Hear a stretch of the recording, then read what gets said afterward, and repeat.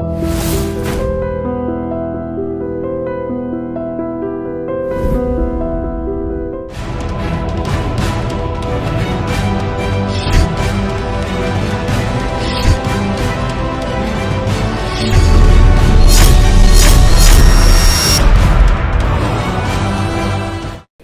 త్రాగుట, మద్యం సేవించుట ఆరోగ్యానికి హానికరం. అన్ని ఇంటర్వ్యూలలో ఎన్ని నిజాలు చెప్పారో లేదో తెలియదు, కానీ ఈ ఇంటర్వ్యూలో మీరు అన్ని నిజాలు చెప్పబోతున్నారు. ఇప్పుడు అన్ని మీతో మన అన్ని నిజాలే మాట్లాడుకున్నాం. నాకు బాగా గుర్తు, వినోదం ఒక సక్సెస్ మీట్లో మీరు బాగా కన్నీళ్ళు పెట్టుకొని నాకు లైఫ్ ఇచ్చింది ఎస్వి కృష్ణారెడ్డి గారు అని కన్నీళ్ళు పెట్టుకున్నారు. గుర్తు మీరు అప్పుడు ఉన్నారు ఇండస్ట్రీలో? ఎంత వయసు సార్ మీది? అది ఆ విషయాలు తెలంటే ఇండస్ట్రీలో ఉండక్కర్లేదు. మీరు ఉన్నారు అర్థమైపోయింది. మీరు మనలా ఇంటి లాంగ్ జర్నీ ట్రైన్ మీద.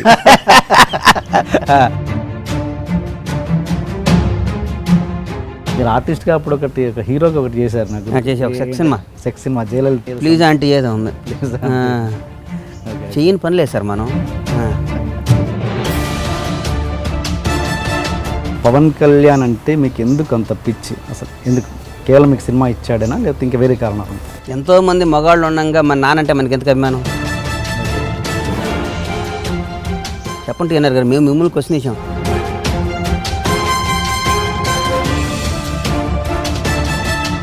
చిన్న ఇండస్ట్రీలో చిన్న టాక్ ఏంటంటే, మీరు ఒక పవన్ కళ్యాణ్ గారికి సంబంధించిన కొన్ని వ్యక్తిగత విషయాల్ని మీరు దగ్గరుండి కొన్ని సాల్వ్ చేశారన్నది ఒక చిన్న విషయం. అది ఆయనకి ఎవడు చేయాలి సార్? దేవుడు కూడా చేయడు, ఆయనకి ఆయనే చేసుకో. ఆయన ఏమనుకుంటున్నారు మీరు? ఆయన సంస్కారం ఎక్కువ సార్. ఆయనకి అది rare piece. God make a rare piece. చిన్న గ్యాప్ వచ్చిందని గబ్బర్ సింగ్ తర్వాత వచ్చిందా? నిజంగా రాలేదా? 2 years హీరో కానీ కలవాల. వాస్తవం, అబద్ధంతో చెప్పాలి. ఎందుకు వచ్చింది? ఒక్కోసారి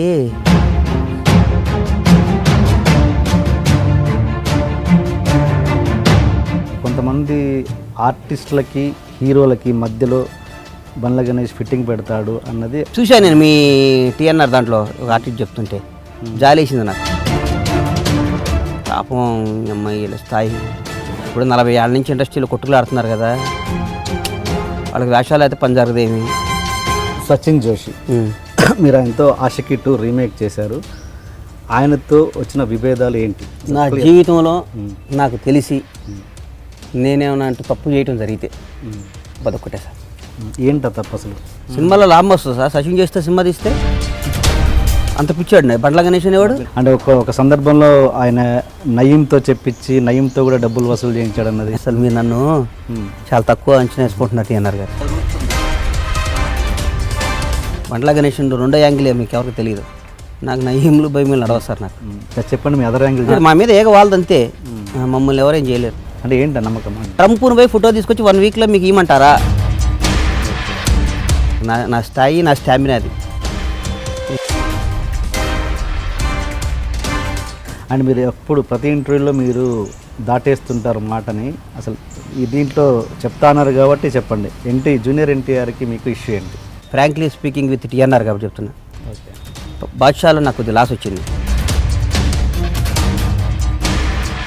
అండ్ మీ డైరెక్టర్లతో మీ రిలేషన్ ఎలా ఉంది? ఎవరు మీకు బాగా నచ్చిన డైరెక్టర్స్? ఒక డైరెక్టర్తో పనిచేసాను నేను. డైరెక్టర్ ఏడుపు వచ్చేది. డైరెక్టర్ పేరు చెప్పను, ఎందుకు ఆడు పొట్ట కొట్టడం నాకు ఇష్టం లేదు. ఏడుపు వచ్చేది, అమ్మాయి ఈడితో సినిమా తీస్తున్నాను నేను. దానికి కర్మ. నైట్ అయితే ముందు తాగటం, డ్రగ్స్ తాగటం, ఎదవా అట్లాంటి వాడిని భగవంతుడు కూడా లైఫ్ కూడా ఫీల్ అవుతుంటాను నేను. పేరు గొప్ప పేరు, పేరు అసహ్యం.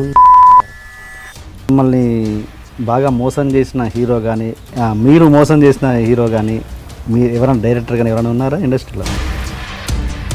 హీరోలు అంటే నేను ఒక హీరోని మోసం చేసేసాను. అవునా? ఎవరు? రవితేజ. అవునా? ఎలా? రవితేజ అనేవాడు ఏదో పొలం కొన్నాను సార్. ఒక రవితేజకి ఒక పొలం ఇచ్చాను నేను. కొన్నాడు నా దగ్గర. ఆయన ప్రేమగా కొనుక్కున్నాడు పొలం. మీరు ఆడియో ఫంక్షన్స్లలో ఇదే కార్యక్రమం మైకు పెట్టి పొగడమే పనిగా పెట్టుకుంటారు ఎందుకు సార్? పొగట్టం అనేది నేను పని పెట్టింది కాదు సార్. దేవుళ్ళే పొగుడతారు. పొద్దున్నే కౌసల్య సుప్రజ రామ పూర్వ ప్రవర్తతే అని వెంకటేశ్వర స్వామి పొగుడతారు. దేవుడినే పొగుడతారు. దేవుళ్ళు అంటే హీరోని పొగుడుతూ తప్పిందని నేను ఫీల్ అవుతాను. ఓకే, ఇంత ఎమోషనల్గా ఇంత సెన్సిటివ్గా ఇంత మాట్లాడుతున్నారు కదా, కొంతమంది అభిప్రాయం, మళ్ళీ నా మీద ఎక్కకండి, కొంతమంది అభిప్రాయం ప్రకారము బండ్ల గణేష్ పైకి వచ్చాడు.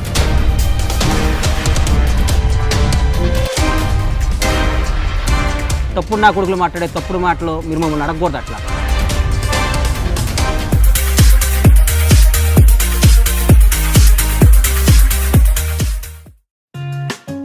You're always on my mind. I'm at your side.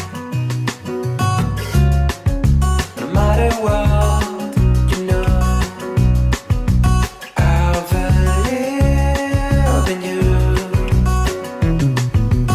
I believe in you. I believe in you. I believe in you. I believe in you.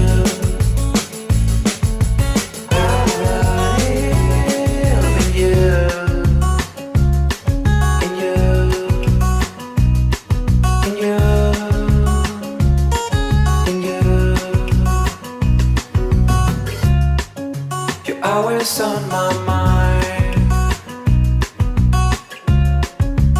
I'm by your side. Sir Ganesh గారు, వెల్కమ్ టు మై షో. చాలా రోజుల తర్వాత. Thanks అండి. First of all మాకు మంచి breakfast ఇచ్చారు. చాలా మీ వామ్ వెల్కమ్కి చాలా చాలా థ్యాంక్స్. చిచ్చి చెప్పడానికండి, అతిథి దేవో భవ అంటారు కదా పెద్దలు. ఓకే సార్, అంటే బండ్ల గణేష్ గారు అనగానే ఇంకా అంటే ముఖ్యంగా కనబడేది కాంట్రవర్సీయే. బట్ మీరు అన్ని ఇంటర్వ్యూలలో ఎన్ని నిజాలు చెప్పారో లేదో తెలియదు, కానీ ఈ ఇంటర్వ్యూలో మీరు అన్ని నిజాలు చెప్పబోతున్నారు. పక్కా నేను ఆల్మోస్ట్ అన్ని ఇంటర్వ్యూల్లో నిజాలే చెప్పాను, ఒకటి రెండు ఏమైనా అబద్ధాలు చెప్పుండొచ్చు, తర్వాత రిలీజ్ అయ్యాను. ఇంకా ఇప్పుడు అన్ని మీతో మన అన్ని నిజాలే మాట్లాడుకుందాం. Okay, very good. Okay, first of all మామూలు జనరల్ కొన్ని క్వశ్చన్స్. అసలు బండ్ల గణేష్ ఎక్కడి వాళ్ళు? షాద్నగర్లో ఉంటారని తెలుసు. బేసిక్ అసలు మీ ప్రాపర్ మీ నేటివ్ ఎక్కడ అండి? నేను పుట్టింది గుంటూరు డిస్టిక్ అండి, పొన్నూరు దగ్గర తెలగాయపాలెం ఒక విలేజ్. ఓకే, మా ప్రాపర్ అది, మా పుట్టుక. ఓకే, నేను ఏజ్ ఆఫ్ 10 months, నా 11 నెలల్లో 1 year లోపు అక్కడి నుంచి మేము కర్ణాటక వెళ్ళిపోయాం. ఓకే, కర్ణాటకలో రాయచూరు డిస్టిక్ సింధనూరు దగ్గర మా ఫాదరు వ్యవసాయం చేయడానికి మా అన్నయ్యని నన్ను తీసుకొని మా మదర్ తొలగుతో, అంటే అక్కడ గుంటూరు జిల్లాలో బతకలేక, ఓకే, ఓకే, చిన్న ఫ్యామిలీలు అక్కడ బతకలేక కర్ణాటక వెళ్ళి అక్కడ పత్తి వ్యాపారం చేసేవాడు, పత్తి వ్యవసాయం చేసాం. ఓకే, అక్కడి నుంచి 1983 షాద్నగర్ సెటిల్ అయిపోయాం. ఇప్పుడు మా షాద్నగర్లోనే అంతేగా మా కర్మభూమి అవన్నీ మాకు షాద్నగరే ఇంకంతే. అంటే ఏంటి ఒక విధంగా మీరు అక్కడ నుంచి వలస వచ్చిన వాళ్ళు అనుకోవచ్చు. అంతే, వలస వచ్చిన వాళ్ళమే కదా, వలస వచ్చిన వాళ్ళమే షాద్నగర్లో సెటిల్ అయిపోయిన వాళ్ళమే. ఎందుకు ఆ ప్లేస్ పర్టికులర్ సెలెక్ట్ చేసుకున్నారు మీరు? ఇక మా నాయనకి తెలుసు అది. అప్పుడు ఎందుకు షాద్నగర్ పౌల్ట్రీకి పెడదామని ఇది ఉంది. 1983-84లో మా ఫాదర్ 2000 బర్త్స్తో పౌల్ట్రీ స్టార్ట్ చేశారు. అక్కడి నుంచి అప్పుడు నేను 6th class ఎంత ఉన్నాను. అక్కడ పౌల్ట్రీలో ఇప్పుడు మీరు ఆల్మోస్ట్ నెంబర్ 1 లాగా. తెలంగాణ స్టేట్లో మేమే నెంబర్ 1 అండి, ఇండియాలో నెంబర్ 2. ఓకే, అవార్డు కూడా తీసుకున్నట్టున్నారు. అవార్డు మేము పౌల్ట్రీలో మేము నెంబర్ 1 సార్. మా ప్రొడక్షన్ కానీ ఏమైనా మేము డైలీ మాకు 20 లక్షల గుడ్లు వస్తాయి. ఓకే, హైదరాబాద్ స్టేట్లో రోజుకి ఒక 70-80 లక్షల గుడ్లు తింటే అందులో 20 లక్షలు మా గుడ్లే హైదరాబాద్ సిటీలో తినే గుడ్లు. స్పెషల్గా మీరు ఓన్ ఫ్యాక్టరీ అండ్ ఓన్ అన్నీ అసలు పౌల్ట్రీలో మాకు మేము ఒక రకంగా లేయర్లో వీఆర్ డిక్టేటర్స్. ఓకే, హైదరాబాద్లో మేము శాసిస్తాం రేటు కానీ ఏమైనా కానీ. Very good, very good. Okay, and me education ఏంటి? ఇంటర్మీడియట్ ఫెయిల్ అయ్యా సార్. అవునా? అంటే ఎడ్యుకేషన్ చాలా పూరా లేదా అసలు? చదువు వచ్చేది కదా, మరి ఏం చేయమంటారు. 6th, 7th, 8th అప్పటి నుంచే షాద్నగర్లో ట్రైన్ ఎక్కి హైదరాబాద్ వచ్చి, హైదరాబాద్లో అప్పుడు ప్రతిఘటన సినిమాలు ఆడుతుండేది. అప్పుడు దీపక్ థియేటర్ అని ఒకటి ఉండేది, కాచిగూడలో కుమార్ థియేటర్ అని ఒకటి ఉండేది. షాద్నగర్లో ట్రైన్ ఎక్కేవాళ్ళం దొంగతనంగా, దిగేవాళ్ళం. సినిమా అక్కడ ఒక పాన్ షాప్లో బ్యాగ్ ఇచ్చేవాళ్ళని, వచ్చి సినిమాలు 2-3 చూసి సాయంత్రం టైంకి ఇంటికి వెళ్ళిపోయి స్కూల్ నుంచి వెళ్ళినట్టు ఇంటికి వెళ్ళేవాళ్ళం. చదువేం వస్తుంది ఇంకా అది. ఓకే, ఇప్పుడేంటి మరి ఆ మిస్సింగ్ అంతా పిల్లల మీద చూపిస్తున్నారా? పిల్లలు ట్విన్స్ అని విన్నాను. అవును, నాకు 2 పాపలు 1 బాబు అండి. 2 పాపలు? 2 బాబులు 1 పాప. 2 బాబులు ట్విన్స్. వాళ్ళని బాగా చదివిస్తున్నట్టున్నారు. బాగా చదువుతారు సార్ వాళ్ళు. వాళ్ళు బ్రహ్మాండ స్కూల్ ఓక్రిడ్జ్లో చదువుతారు. వాళ్ళు బాగా చదువుతారు వాళ్ళు. Okay, okay.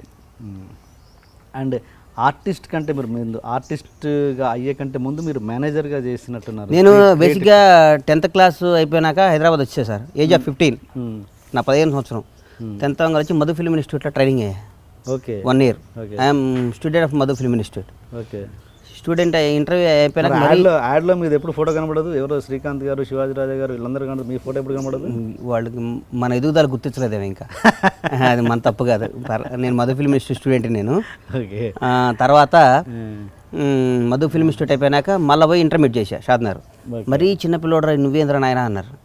పోయి ఇంటర్మీడియట్ చేస్తే అన్నీ ఫెయిల్ అయ్యా, అన్నీ ఫెయిల్ ఇంక్లూడింగ్ తెలుగు. ఒక కామర్స్ ఏదో ఒక దాంట్లో పాస్ అయ్యా. ఇది అయ్యే పని కాదురా అని చెప్పి మళ్ళీ వచ్చి ప్రొడక్షన్ మేనేజర్గా జాయిన్ అవుతాం. ఇండస్ట్రీలోనే ఉండాలి. నాకు ఫ్రెండ్ ఉన్నాడు రమేష్ రెడ్డి అని. ఓకే. చిన్న చిన్న వేషాలు వేసాడు, ఇప్పుడు కూడా నా ఫ్రెండే. ఓకే. రమేష్ రెడ్డి ఇద్దరం కలిసి మేము అందరం రూమ్లో ఉండేవాళ్ళం యూసఫ్గూడలో. నేను రమేష్ రెడ్డి, వినోద్ బాలా అని మేమందరం కలిసి రూమ్లో రూమ్మేట్స్ మేమందరం. తర్వాత అట్లా జీవితం స్టార్ట్ అయిపోయింది. మేనేజర్గా స్టార్ట్ చేశాను.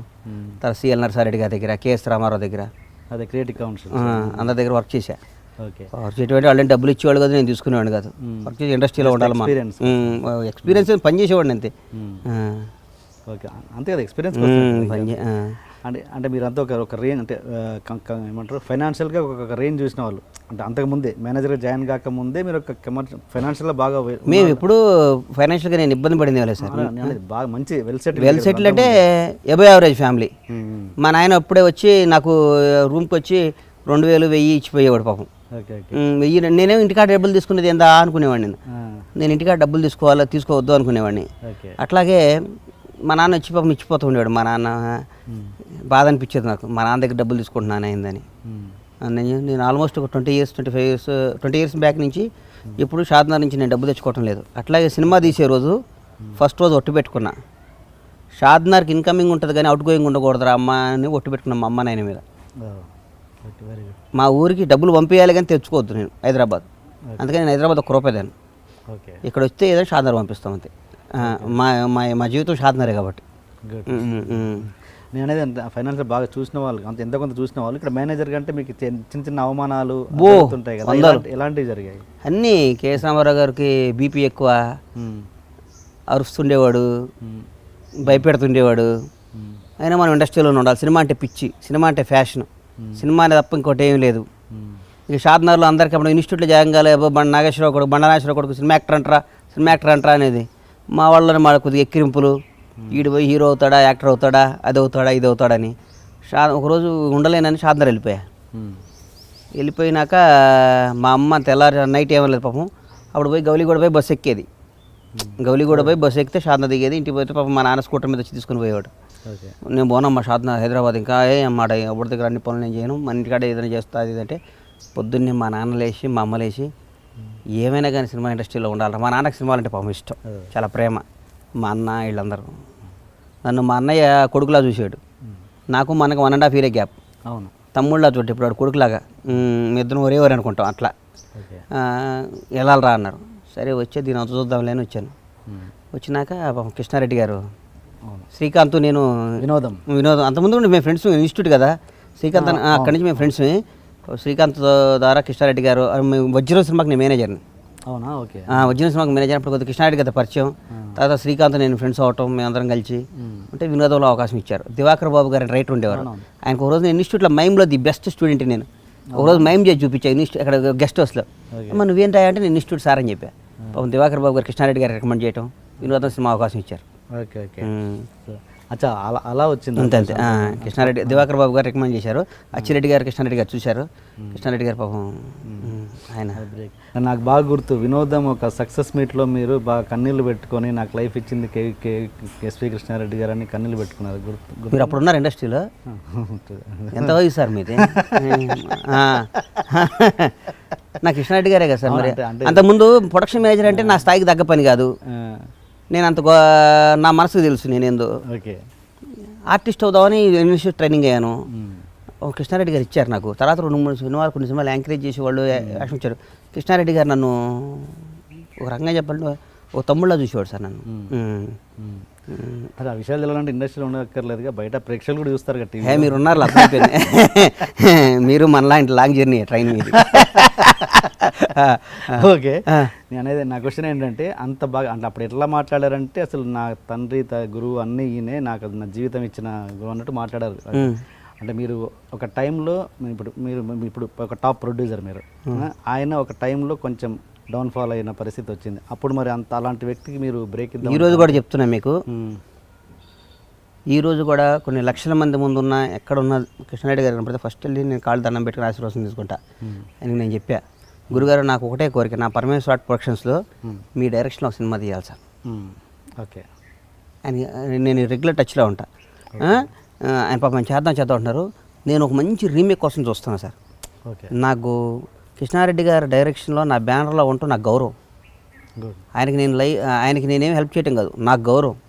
ఓకే, నేను సన్నాఫ్ బండ్ల నాగేశ్వరరావు ఎట్లా చెప్పుకోవాలో గణేష్ కృష్ణారెడ్డి గారు మనిషి అని చెప్పుకోవాలి. నాకు అది ఆయన అంటే ఆయన అంత గొప్ప మనిషి ఆయన. గుడ్.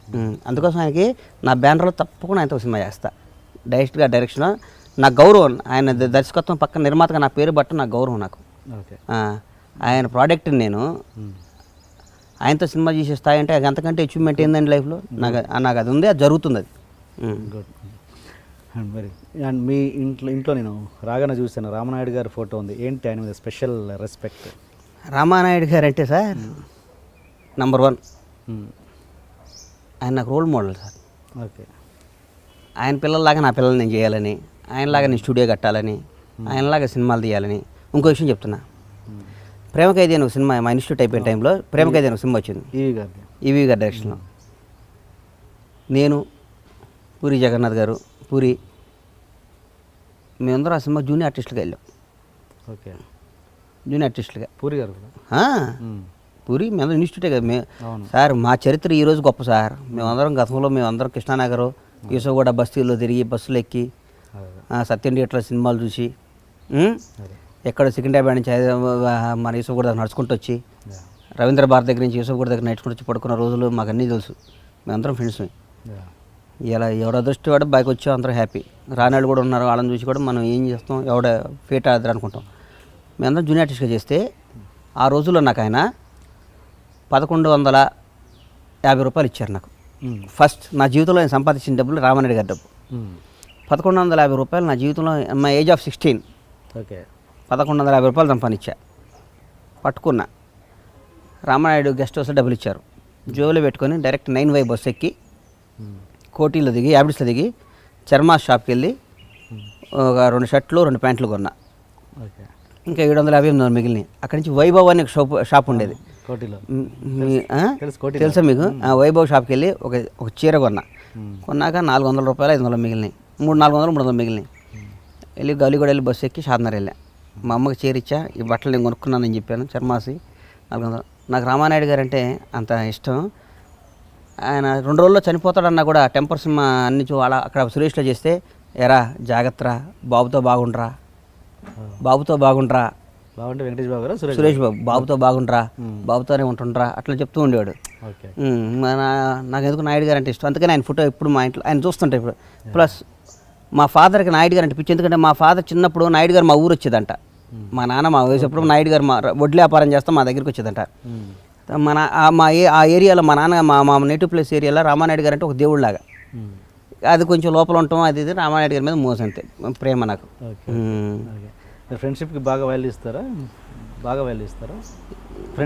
ఫ్రెండ్స్ అంటే నేను వాల్యూ, నాకు పెద్ద ఫ్రెండ్స్ ఎవరున్నారు సార్? నాకు బయట ఫ్రెండ్స్ ఎక్కువ సార్ సినిమాల కంటే. నాకు నా ఫ్రెండ్స్ అందరూ నా అదృష్టం ఏంటంటే నాకు అందరూ నాకు హెల్ప్ చేసేవాళ్ళుగా, నేను ఎవరికి హెల్ప్ చేసే పొజిషన్లో లేరు. అది ఓకే. అండ్ మీరు ఆర్టిస్ట్గా చేస్తున్నప్పుడు నాకు తెలిసి రెగ్యులర్గా మీ బ్యాచ్, కమెడియన్ బ్యాచ్ ఎవరంటే వేణుమాధవ్, లేకపోతే తిరుపతి ప్రకాష్, లేకపోతే ఉత్తేజ్, ఇదే మీరు గణేష్ గారు. ఏ ఫ్రెండ్ హీరో ఫ్రెండ్స్ అంటే మీరే ఇంకా బ్యాచ్, ఇంకా వేరే వాళ్ళు కనబడేది కదా. అలాంటి అంటే మీ రెగ్యులర్గా ఆ వేణుమాధవ్తో కావచ్చు, ఇంకెవరితో కావచ్చు, రెగ్యులర్గా మీ ఫ్రెండ్షిప్ ఏర్పడేది కదా. బట్ మీరు ప్రొడ్యూసర్ అయ్యాక వాళ్ళలో ఒక్కరు కూడా మీ సినిమాలో ఎప్పుడు కనబడలేదు, ఎందుకు? మంచి పాయింట్ అడిగారు సార్. అవకాశం రాలేదేమో. నిజంగానే నేను అనుకున్నాను తిరుపతి ప్రకాష్ అనేవాడికి వేషాలు ఇవ్వాలనుకునేది 2-3 సినిమాలు ట్రై చేశా. వేణుమాధవ్ ఆల్రెడీ బాగానే సెటిల్ అయిపోయాడు కదండి, తిరుపతి ప్రకాష్ అనేవాడికి లైఫ్ ఇవ్వాలరా, వేషాలు ఇవ్వాలనుకునేది కుదరలా. ఈసారి చేస్తా సార్ తప్పకుండా. నాకు అది ఒకటి ఉంది. ఈ ఉత్తేజ వాళ్ళు అంటే నాకు పెద్ద ఫ్రెండ్ ఏం కాదు, ఉత్తేజ వాళ్ళంతా నాకంటే సీనియర్స్ వాళ్ళు. కానీ తిరుపతి ప్రకాష్, వేణుమాధవ్ నేను బాగుండేవాళ్ళని. మేమందరం ఉత్తేజం ఇప్పుడు అన్నానే పిలిచేవాడిని. ఉత్తేజం మేము ఇన్స్టిట్యూట్కి వచ్చేటట్టుగా ఉత్తేజం మాకంటే అప్పటికెప్పుడు కళ్ళు టైం నుంచి ఉన్నాడు. అప్పటి నుంచి ఉత్తేజం మాకంటే సెన్సిటివ్, కానీ అలా చేయాలి సార్, చేస్తాను నేను. Very good. ఈ విషయంలో నేను మీకు క్షమాపణ చెప్తున్నా మీ ద్వారా వాళ్ళకి కూడా. అండ్ వెరీ అంటే మీరు స్పెషల్గా మీ లైఫ్లో స్పెషల్ ఫ్రెండ్స్, స్పెషల్ ఫ్రెండ్షిప్ ఏదైనా ఉందా వీళ్ళు కాకుండా? పర్సనల్గా కావచ్చు, ప్రొఫెషనల్గా కావచ్చు. సినిమా ఇండస్ట్రీలో నాకు పెద్ద ఫ్రెండ్స్ అంటే హలో ఫ్రెండ్స్ అని సార్. నాకు గుండె నిప్పి ఫ్రెండ్స్ ఎవరు లేరు. ఓకే. నాకు ఇండస్ట్రీలో నాకు మోరల్గా సపోర్ట్ చేసింది నాకు ఒక 5 ఉన్నారు సార్. కొంచెం పవన్ కళ్యాణ్ ఆయన పక్కన పెడదాం, ఆయన దగ్గర తర్వాత వద్దాం. ఓకే. బయట వాళ్ళ గురించి మాట్లాడదాం. ఒక ఆయన ఇక్కడ నారాయణగూడలో ఉంటాడు, జయంత్ అని ఒక ఆయన. నాకు ప్రతి ఆడియో ఫంక్షన్కి వస్తుంటాడు. ఓకే. ఆయన వైశాస్ ఆయన కూడా. ఒక ముస్లిం ఆయన ఉంటాడు ఓల్డ్ సిటీలో, హమీద్ భాయ్ అని, ఆయన కూడా. వీళ్ళిద్దరూ ప్లస్ నాకు సొంత బ్రదర్ అంటే ఎక్కువ. నా బ్రదరు మా అన్నయ్య ఎట్లో నాకు అట్లా. రంజిత్ రెడ్డి అని ఎస్ఆర్ గ్రూప్ హ్యాచరీస్, ఓకే. ఆయన సొంత తమ్ముడికి కూడా ఎవడో అట్లా చేయడము, సొంత అన్నదమ్ముడు కూడా అట్లా ఉంటారు, మేము అట్లా ఉంటాం. ఈరోజు నేను ఈ లాస్ట్ 2 years 3 years నుంచి కూడా మేము ఇట్లా మా పౌల్ట్రీ ఇండస్ట్రీ లాస్ట్ 3 years కొంచెం బాగా. ఓకే. హ్యూజ్ లాసెస్ ఉన్నాయి అంతే ఇండస్ట్రీ మొత్తం ఆల్ ఓవర్ ఇండియా. ఇట్లాంటి టైంలో కూడా మనం తట్టుకొని ఇంత బాగా మనం చేసుకొచ్చామంటే బికాజ్ ఆఫ్ రంజిత్ రెడ్డి అండి. ఒక రకంగా నాకు సొంత బ్రదర్ అనుకోండి. ప్రతి విషయం మేము ఇద్దరం మాట్లాడుకుంటాం. ఈ ఇండస్ట్రీ పరంగా వస్తే నన్ను ముందు నుంచి ఎంకరేజ్ చేసి నేను ఉన్నారా నడిపించింది మా ఫైనాన్షియల్ సత్యరంగయ్య అని, మీ పేరు అయినా ఉంటారు. సత్యరంగయ్య ఆయనండి. సినిమాల్లో నాకేమన్నా నా కోసం అల్లు అరవింద్ దగ్గరికి వెళ్ళి, అరవింద్ గారి దగ్గరికి వెళ్ళి మా గణేష్ డేట్లు, బన్నీ డేట్లు నేనున్నా అని చెప్పి నన్ను ముందు నుంచి ఎంకరేజ్ చేసుకొచ్చాడు ఆయన. అట్లాగే సినిమా ఇండస్ట్రీలో నాకు మనసు బాగా బాధ అనిపించి, అమ్మ చిరాకు అనిపించి, ఏంద్రా ఇది అనిపిస్తే త్రివిక్రమ్ శ్రీనివాస్ గారి దగ్గరికి వెళ్తా. గురుగారు, డైరెక్టర్ గారు, ఇది ప్లాన్ ఏంటంటే ఆయన దగ్గర ఒక 1 గంట కూర్చుంటే మొత్తం బ్యాటరీ డౌన్ అయిపోద్ది, మొత్తం మళ్ళీ మన మీద మనకి కసి వస్తుంది, మళ్ళీ మనం పని చేసుకుని ఉంటాం. అది ఏంటి ఆయనతో అంత రిలేషన్ మీకు? అంటే ఎట్లా ఏర్పడ్డది? త్రివిక్రమ్ గారు నా ఫస్ట్ ఆయనతో సినిమా చేద్దామని ఎప్పటి నుంచో జరుగుతున్నా. మా తీన్మార్క్ డైలాగ్ రైటర్ ఆయన.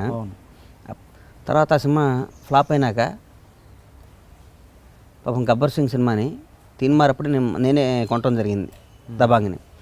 హీరో గారు సొంతంగా చేస్తారా పవన్ కళ్యాణ్ క్రియేటివ్ వర్క్స్ మీద అని చెప్పారు. చేసుకోండి బాబు, మొత్తం నేను ప్రొడక్షన్ చేసి పెడతానని చెప్పారు. అయినాక ఆ ఫ్లాప్ అయిన ఆ జర్నీలో హీరో గారు నాకు ఇద్దామని మెంటల్గా ఫిక్స్ అయ్యారు, గణేష్కి ఇద్దామని. త్రివిక్రమ్ గారు కూడా వెళ్ళి ఈ సినిమా గణేష్ చేస్తే బాగుంటుందని చెప్పి నా కోసం సెట్ చేసి, గబ్బర్ సింగ్ అనే సినిమా ఇవాళ రూపురేఖలు దిద్దుకోవడానికి పవన్ కళ్యాణ్ గారితో పాటు త్రివిక్రమ్ గారు కూడా అంత ముఖ్యం. అంటే అది నా జీవితాన్ని నేను మార్చిన సినిమా కదా సార్. నేను ఎప్పుడు పవన్ కళ్యాణ్ గారు అంటే త్రివిక్రమ్ గారు అన్నా, పవన్ కళ్యాణ్ గారు అంటే త్రివిక్రమ్ గారు అంటే నాకు ఒక బుక్ లాంటాడు. ఆయన ప్రతి విషయంలో ఆయనతో నాకు పర్సనల్ డీప్ ఉంటే ఆయనతో మాట్లాడుతుంటాను. తీన్మార్ సినిమాకి త్రివిక్రమ్ గారు పర్ఫెక్ట్గా పూర్తి స్థాయిలో వర్క్ చేశారండి, లేదంటే కొంచెం ఆయన వేరే ప్రాజెక్టులో బిజీ ఉండడం వల్ల దీని మీద అంత కాన్సన్ట్రేట్ చేయలేకపోయారు అన్నది ఒక టాక్. నిజమేనా? ఎంతవరకు? ఏం లేదు, బ్రహ్మాండంగా రాసి పెట్టారు. ఆ సినిమాలో ఈ కర్ణుడి సాగు 100 కాండాలని కానీ పాపం త్రివిక్రమ్ గారు కానీ కథ ఎవరు లేదు, టైం లేక దాని మీద కొంచెం ఇంకా మనసు పెట్టలేదు. చూసారు ఆయన పాపం ఆయన అన్నీ చేశారు సార్. ఆ సినిమా ఏమో ఇప్పటికి కూడా నాకు అర్థం కాదు సార్. ఆ సినిమా ఎందుకు ఆడలేదు నాకు గబ్బర్ సింగ్ కంటే అదే నచ్చింది ఎక్కువ. మరి ఎందుకు నా కర్మ నాకు ఇప్పటికి కూడా సరే. ఇప్పుడు కూడా మీరు సినిమా చూడండి, పిండేస్తుంది గుండె. ఎందుకు ఆడలేదు మన చేతిలో ఏముండదేమో అని అనిపించింది. గబ్బర్ సింగ్ తర్వాత ఆ సినిమా పడి ఉంటే హిట్ అయ్యేదేమో. ఇప్పుడు రిలీజ్ చేసిన తను సరిగ్గా ఎడిటింగ్ చేస్తే విక్రమ్ గారితో చేస్తే మళ్ళీ సూపర్ హిట్ అయ్యేది, డౌట్ లేదు. ఓకే. ఇంతే మర్చిపోయాను, కుటుంబం గురించి మాట్లాడడంలో మర్చిపోయాను. మీది ఉమ్మడి కుటుంబం, ఇప్పటికీ మీరు నాకు తెలిసి కలిసే ఉంటారు కదా బ్రదర్స్? బ్రదర్స్ ఒకటే బ్రదర్. అదే బ్రదర్స్ అంటే మీరిద్దరు. అండ్ సిస్టర్స్ ఏం లేరండి. లేరు.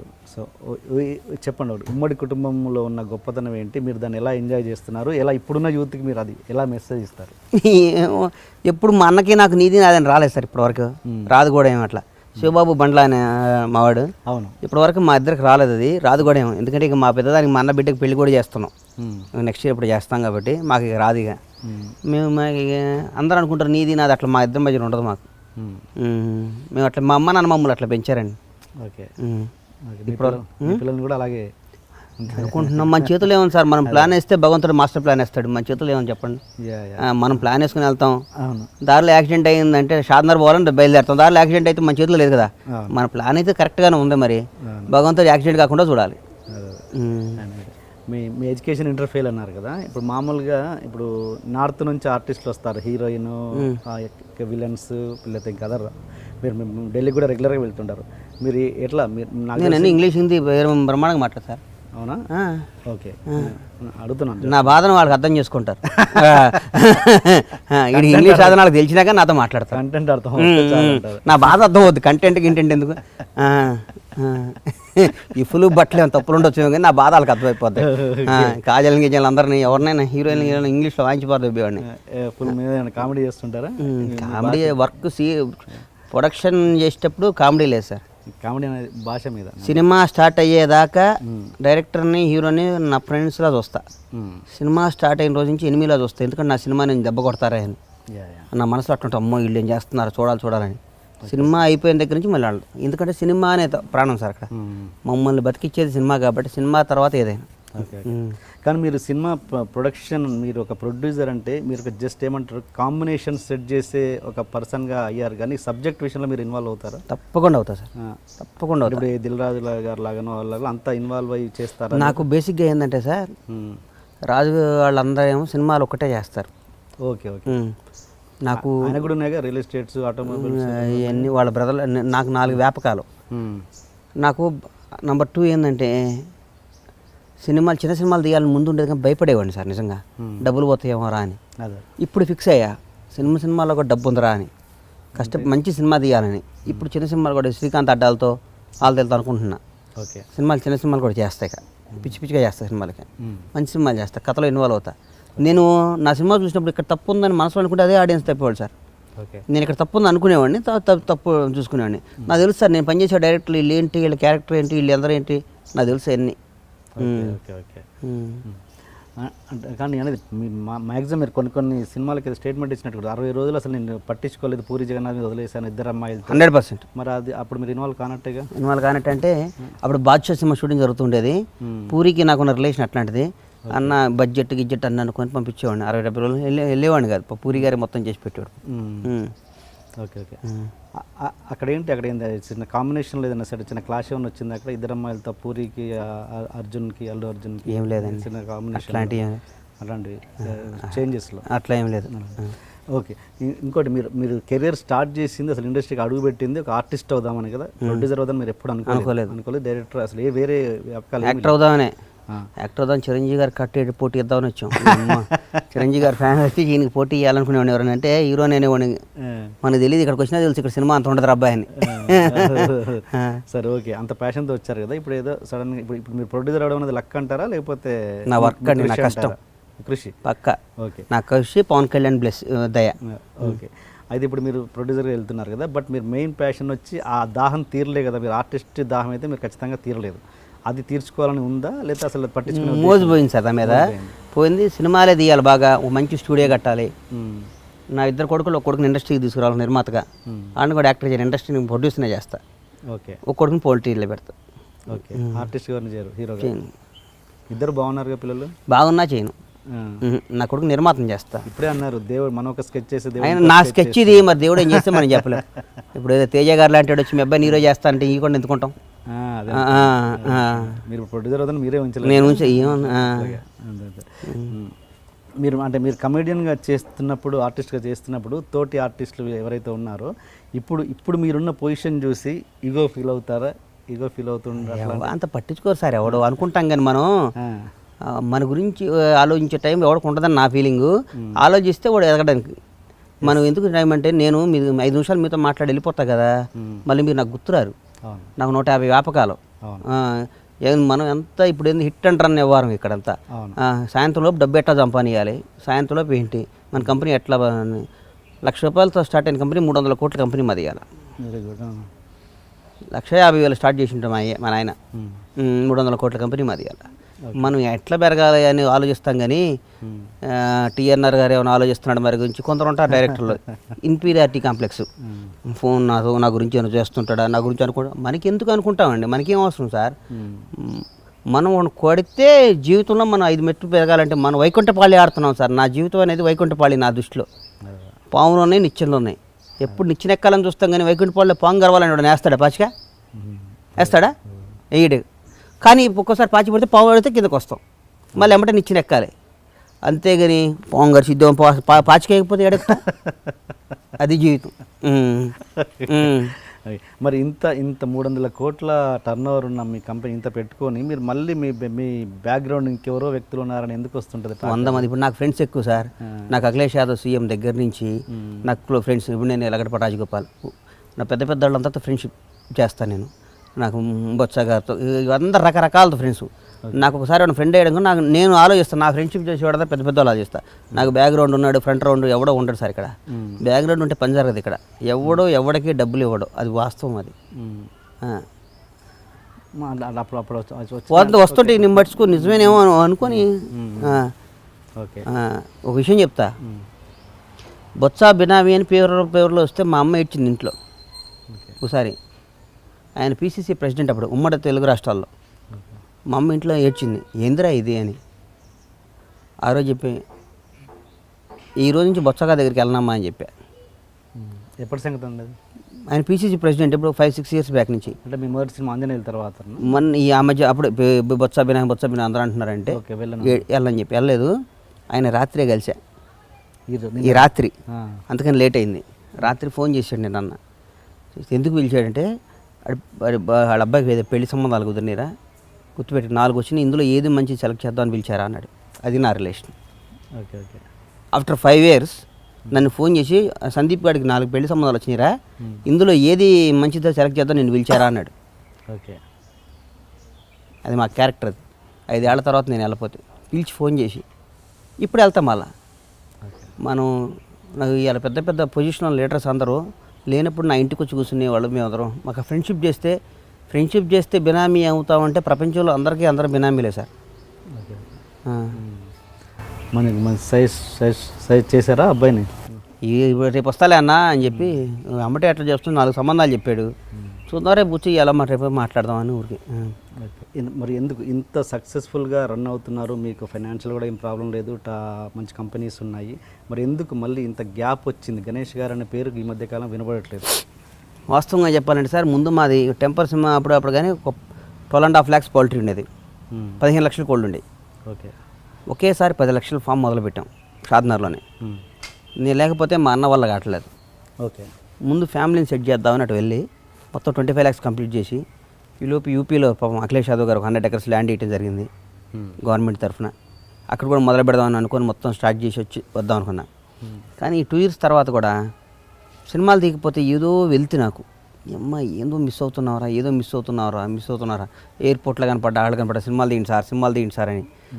ఏ నిర్మాతకు ఉండదేమో నా అంత క్రేజ్ పాపం తీయండి అంటే అనిపించింది. మొన్న ఒక 3-4 days బ్యాక్ మా బాస్ దగ్గరికి వెళ్ళి బాబు సినిమాలు తీస్తాం మళ్ళీ అంటే తీరా అది అని చెప్పి అనుకున్నాం, మొదలుపెట్టాను. ఇక బాగా సినిమాలు తీస్తూనే ఉంటాయి. ఏమన్నది ట్వీట్ పెట్టారు, అది హల్చల్ అయిపోయింది. Boss is Ganesh Bandla is back with boss అని. ఏంటి మరి ఎప్పుడు చేస్తున్నారా ఏంటి? ఆయనతో సినిమా చేయవసరం లేదు సార్, ఆయన పక్కన ఉంటే చాలు. సూర్యుడు రేసు పెడితే చాలు అన్నట్టు ఆయనతో సూర్యుడి దగ్గరికి వెళ్ళటం ఎందుకు? ఆ రేసు పెడితే చాలుగా వెలుగు ఇంత అక్కడెక్కడో ఉన్న సూర్యుడు ఇంత వెలుగు పడుతుంటే మనకి కాలుతుంది. అట్లా అంటాడు సూర్యుడు లాంటి వాడితో ఆయన రేసు చాలు నాకు అని ఆలోచిస్తా.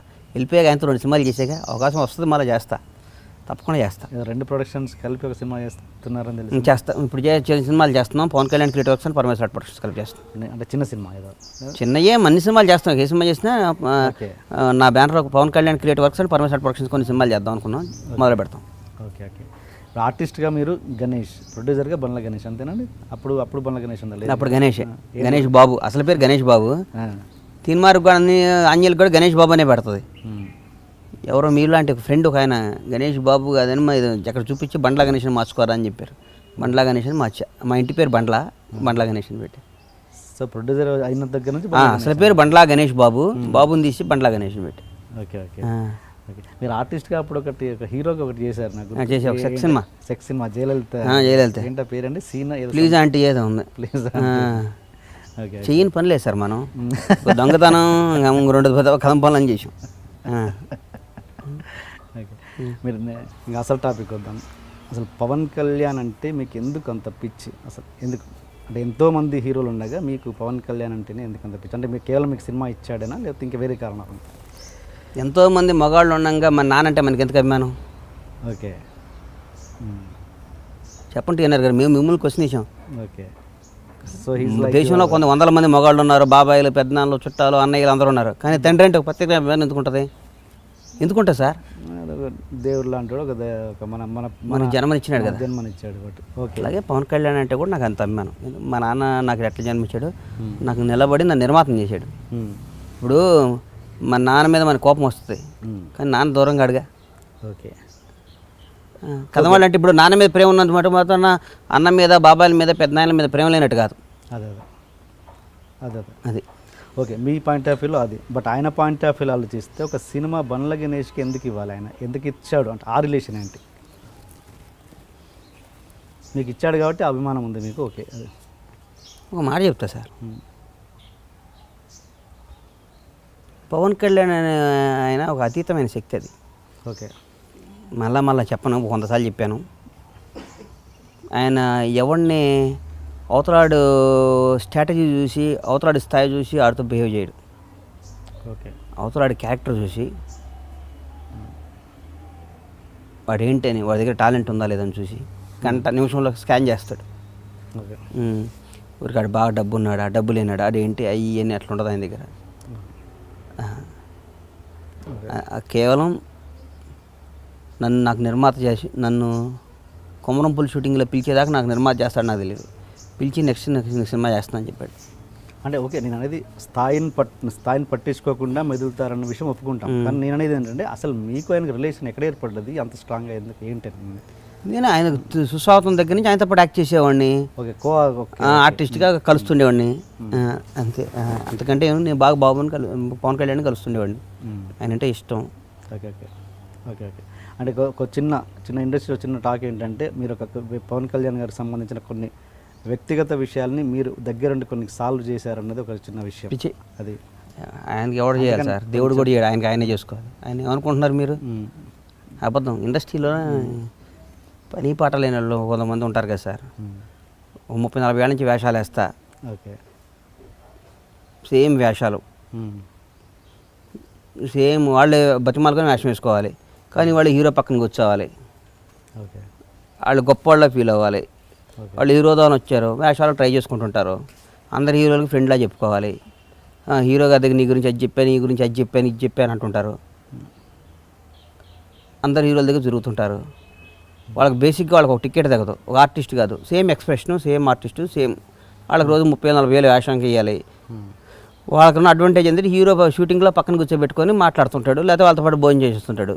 హీరో ఫ్రెండ్ అని ఫీల్ అవుతూ. ఓకే. ఇట్లా పని పాట లేని వాళ్ళు ఉంటారు కొంచెం. 30-40 ఏళ్ళ నుంచి అదే వేషాలు వేస్తుంటారు. ఇప్పుడు కూడా వేషాలు అడుక్కోవటం, ఫోన్ చేసి నాకు వేషం ఏమో, నాకు వేషం అని. కానీ వాళ్ళకి వేషం ఇచ్చినాక వాళ్ళ మేనేజర్ వస్తాడు. ఓకే. ఇచ్చేదాకేం వాళ్ళు హీరోల దగ్గర, డైరెక్టర్ దగ్గర కాకపడతారు. ఇచ్చే ప్రొడ్యూసర్ దగ్గర వాళ్ళు వస్తారు. ఓకే. అట్లాంటి వాళ్ళ మాటలు ఇవన్నీ మనం పడుచుకోకూడదు సార్. ఓకే.